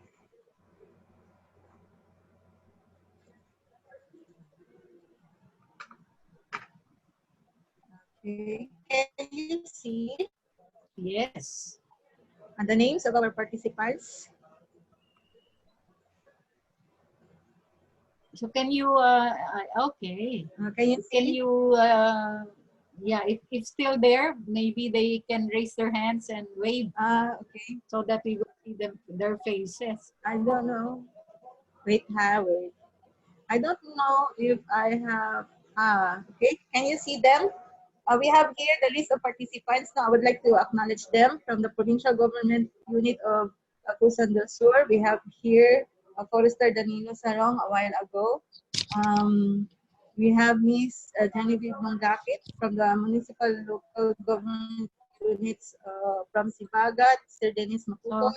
Maybe you can click your reaction, just a round of applause for their presence. Santa Josefa, Menro Mabensi Plaza, from Talacugon, Menro Salvi Caballero, from La Paz. I don't know if they're there, but they gave us confirmation that we'll be participating. No? So next slide. So we have also from Provincial Government Unit of Agusan del Sur, from LGU Cabanban, Junior Vista, and Las Nieves. I think I saw a while ago Ma'am Eva. I think I saw also earlier Ma'am Salome Acopiado, also from Agusan del Sur. So we also have participants here in the region. I will not mention them one by one because they are already members of the TWG. We have also a while ago seen our field participants from our local offices in Agusan del Sur and Agusan del Norte. So thank you everyone. And then from our friends from Tacloban, I think we need also. Our friends from Tacloban, earlier, I forgot to remember your name, but I think your name. Yes, Sir June. Thank you, sir, for joining with us. Actually, we have prepared an electronic certificate, no? So let me see. Wait. Kate, I would like to have a copy of this slide, Okay. to complete my documentation. I will be giving it to you, ma'am. Let me see the folder. Including the, yeah. Wait, open it. Where's the certificate? I think I have not downloaded it yet. But we have prepared a certificate for all participants. So it needs to be signed by Ma'am Annadel, our country representative from WIPP and our regional director. So we will be, once completed, we'll be sending it to all participants. Anyway, we have your names here. So in behalf of the DENR Caraga family, thank you, and we hope to see you soon. It's not yet the end, it's still the beginning. It's just the beginning. We also have to thank Ma'am Healy. Ma'am Healy, thank you. Thank you. Okay, so maybe we have 5 clap for Agusan River Basin project. Okay, 1, 2, 3, 1, 2. Okay, 5 clap. 1, 2, 3. 1, 2. Okay, 1, 2, 3, go. 1, 2, 3. Okay, all of us. We should be okay. 1, 2, 3, go. Delayed. There is delay in the. There is delay. Yeah, delay. Okay, congratulations and thank you, and see you in the next session. Goodbye, everybody. Thank you. Thank you, Kate. Thank you, DNR. Thank you, sirs. DNR. Thank you. Thank you, Ma'am Annadel. Thank you. TWG. Thank you, Kate. Hi, Meet up Ellie. again. Thank you. Hi, Mama Annadel. Hi. Missed you much. Hi, Ma'am Jo. Looking forward to see you Hi, again. Janina. Hi, Ma'am Jo. Hi, Kanira Janina. gatita ba? Ano ka Ate Jo? We will have another 1 or 2 sessions. More We will pa. plan. Yeah. Okay, so see you in Annadel Manila Bay. Yeah. Do we have a briefing after? After or later na lang? Later na lang. Later na lang? Okay. Yeah, let's Okay, just okay. get another one. Okay, ano. sige. Okay. Thank you, Mila. Thank Okay, you, you're WIPP, welcome. God Aljoy. bless. Okay, bye-bye. Bye. Thank you. June. Thank you, Kat. Kathleen, thank you so much. Yeah, You thank did you. well. Yeah. Thank you very much. Bye, thank you. Thank you. Thank you very much. Congratulations for your hard work. Bye-bye. So close your slide. I cannot close you in. Kindly send Okay. me So, the Kat. copy. Okay, thank you. Yeah. Thank you. Thank you, Kat, for being Thank you. the organ facilitator. Good. Salamat ha. Very good ka. Sige lang. We will help you. Don't Stress worry. ba? No? Stress? Stress actually. Pero sige lang, it's actually knowledge in the learning knowledge while in action. I'm used to it. Yeah. Okay. Okay. Sige. Okay, thank you. Salamat. Nice to meet you. First webinar mo to, no? Catherine? First webinar mo? Actually, it's not. Pero yung sa pag-controls kasi usually It's I'm not, used to okay. being the participant. Not Oo nga. Oo, what I did now, dinifault ko maraming host, kaya naka-host Yeah, kayo mas- every time para hindi yeah. na ako mag-click-click. actually, Di ba I mas got mayado, confused. no? Yeah. Ganun na lang Oo, gawin mo lahat for na the madami next akong host. two. Oo. Yeah, i-co-host. Oo, kasi ka para hindi na ka ako, kaya maipit. you can share slide. Oo, Yes, para hindi ako oo. maipit. Oo. Yeah. Kaya maraming host.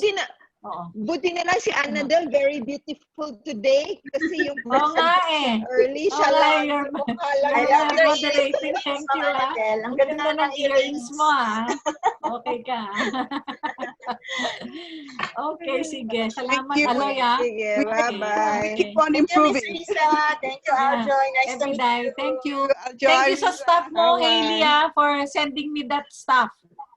Oh, Yeah, Deserve ako sa ano, staff ang mo, galing, ah. ha? You ought to have the Excited ako sa all flow. these charts. Oo, Yeah, very oo. good. Yeah. Oo nga eh. Meron Pero pa nga eh. Meron pa i-clean doon up pa yun, sustainability Mil, pa. no? Oo, may Oh, i-clean i-clean up up ka pa pa. namin yan. Sige. Oo, meron pa sige. nga break-even ka pa. Meron pa akong isang slide break-even cost mo. Alaga? Kaya Sige, lang sige. kulang Good. yung, parang kulang ang Okay. data mo sa inflow eh. Oo, Okay. kulang pa. Sige. Okay, Congrats. bye-bye. Okay, Bye, Kate. bye-bye. Bye, Thank you. Risa. Aljoy. Oy, sana Kat, meron tayong Bye, cash flow June. sa'yo sa master plan mo. Gawa tayo ng cash flow. Hopefully. Oo, sige. God Gawa bless. natin next month. Yeah. Next month. Gawa tayo ng business plan. Excited ako. Oo, para sa'yo. Yeah. Maganda yung project mo. Naku, malaking impact sa Agusan. Yeah. Ang ganda ng master plan nila, no? Oo, Ayun, maganda. si Maganda. DENR. Kulang lang ng inflow, pero malaki lang. Tapos gawa natin ng segment, ano yung fund requirement. Thank Yeah. you po sa compliment. easier. Actually, it's a work, in-house work po yun kasi we really have a bad experience with our consultants. So kamo na? Yeah. Kayo na gumawa? Kami gumawa for 2 Okay. years from the vulnerability assessment to the preparation of the master plan. But of course, NEDA was there. No, Miss Grace Harting from NEDA was there to assist us. And we have also our members from the other government agencies who are members also of the DWG. We have also our partners from CSU and FSUU who also rendered At least their may academe inputs. ka, okay. Okay. Actually, Ang ganda marami ng kami. study, Ang ganda ng study. Oo. Ano siya? Kaya Actually, you're blessed with yeah, we really are exhausted our efforts. We are not experts, but we are technical workers. Pero ganda na output. hard worker with passion. Yeah. Makakaingit. Congrats. Congrats. Okay, thank you. Highly, we'll plan for the next steps with them. Yes, let's set Ay, a congrats. meeting. Ang ganda ng Sige. slide mo, Hailey. Ang ganda-ganda. Talaga? In love naman ang slide mo. Ang ganda. So, okay yan. I'll use that for Manila Bay and Si Judah sabi niya, I'll use that for Tacloban also. So yun na, Oo, okay na yun, Neil? maganda. Maganda Sige. yun. Oo. Okay. Mamaya tatanong ko siya kung sa Tacloban din. Oo. Oo, Oo. sige. Sige. Okay, mag-feedback Okay, tayo. bye-bye. God bless. Bye-bye.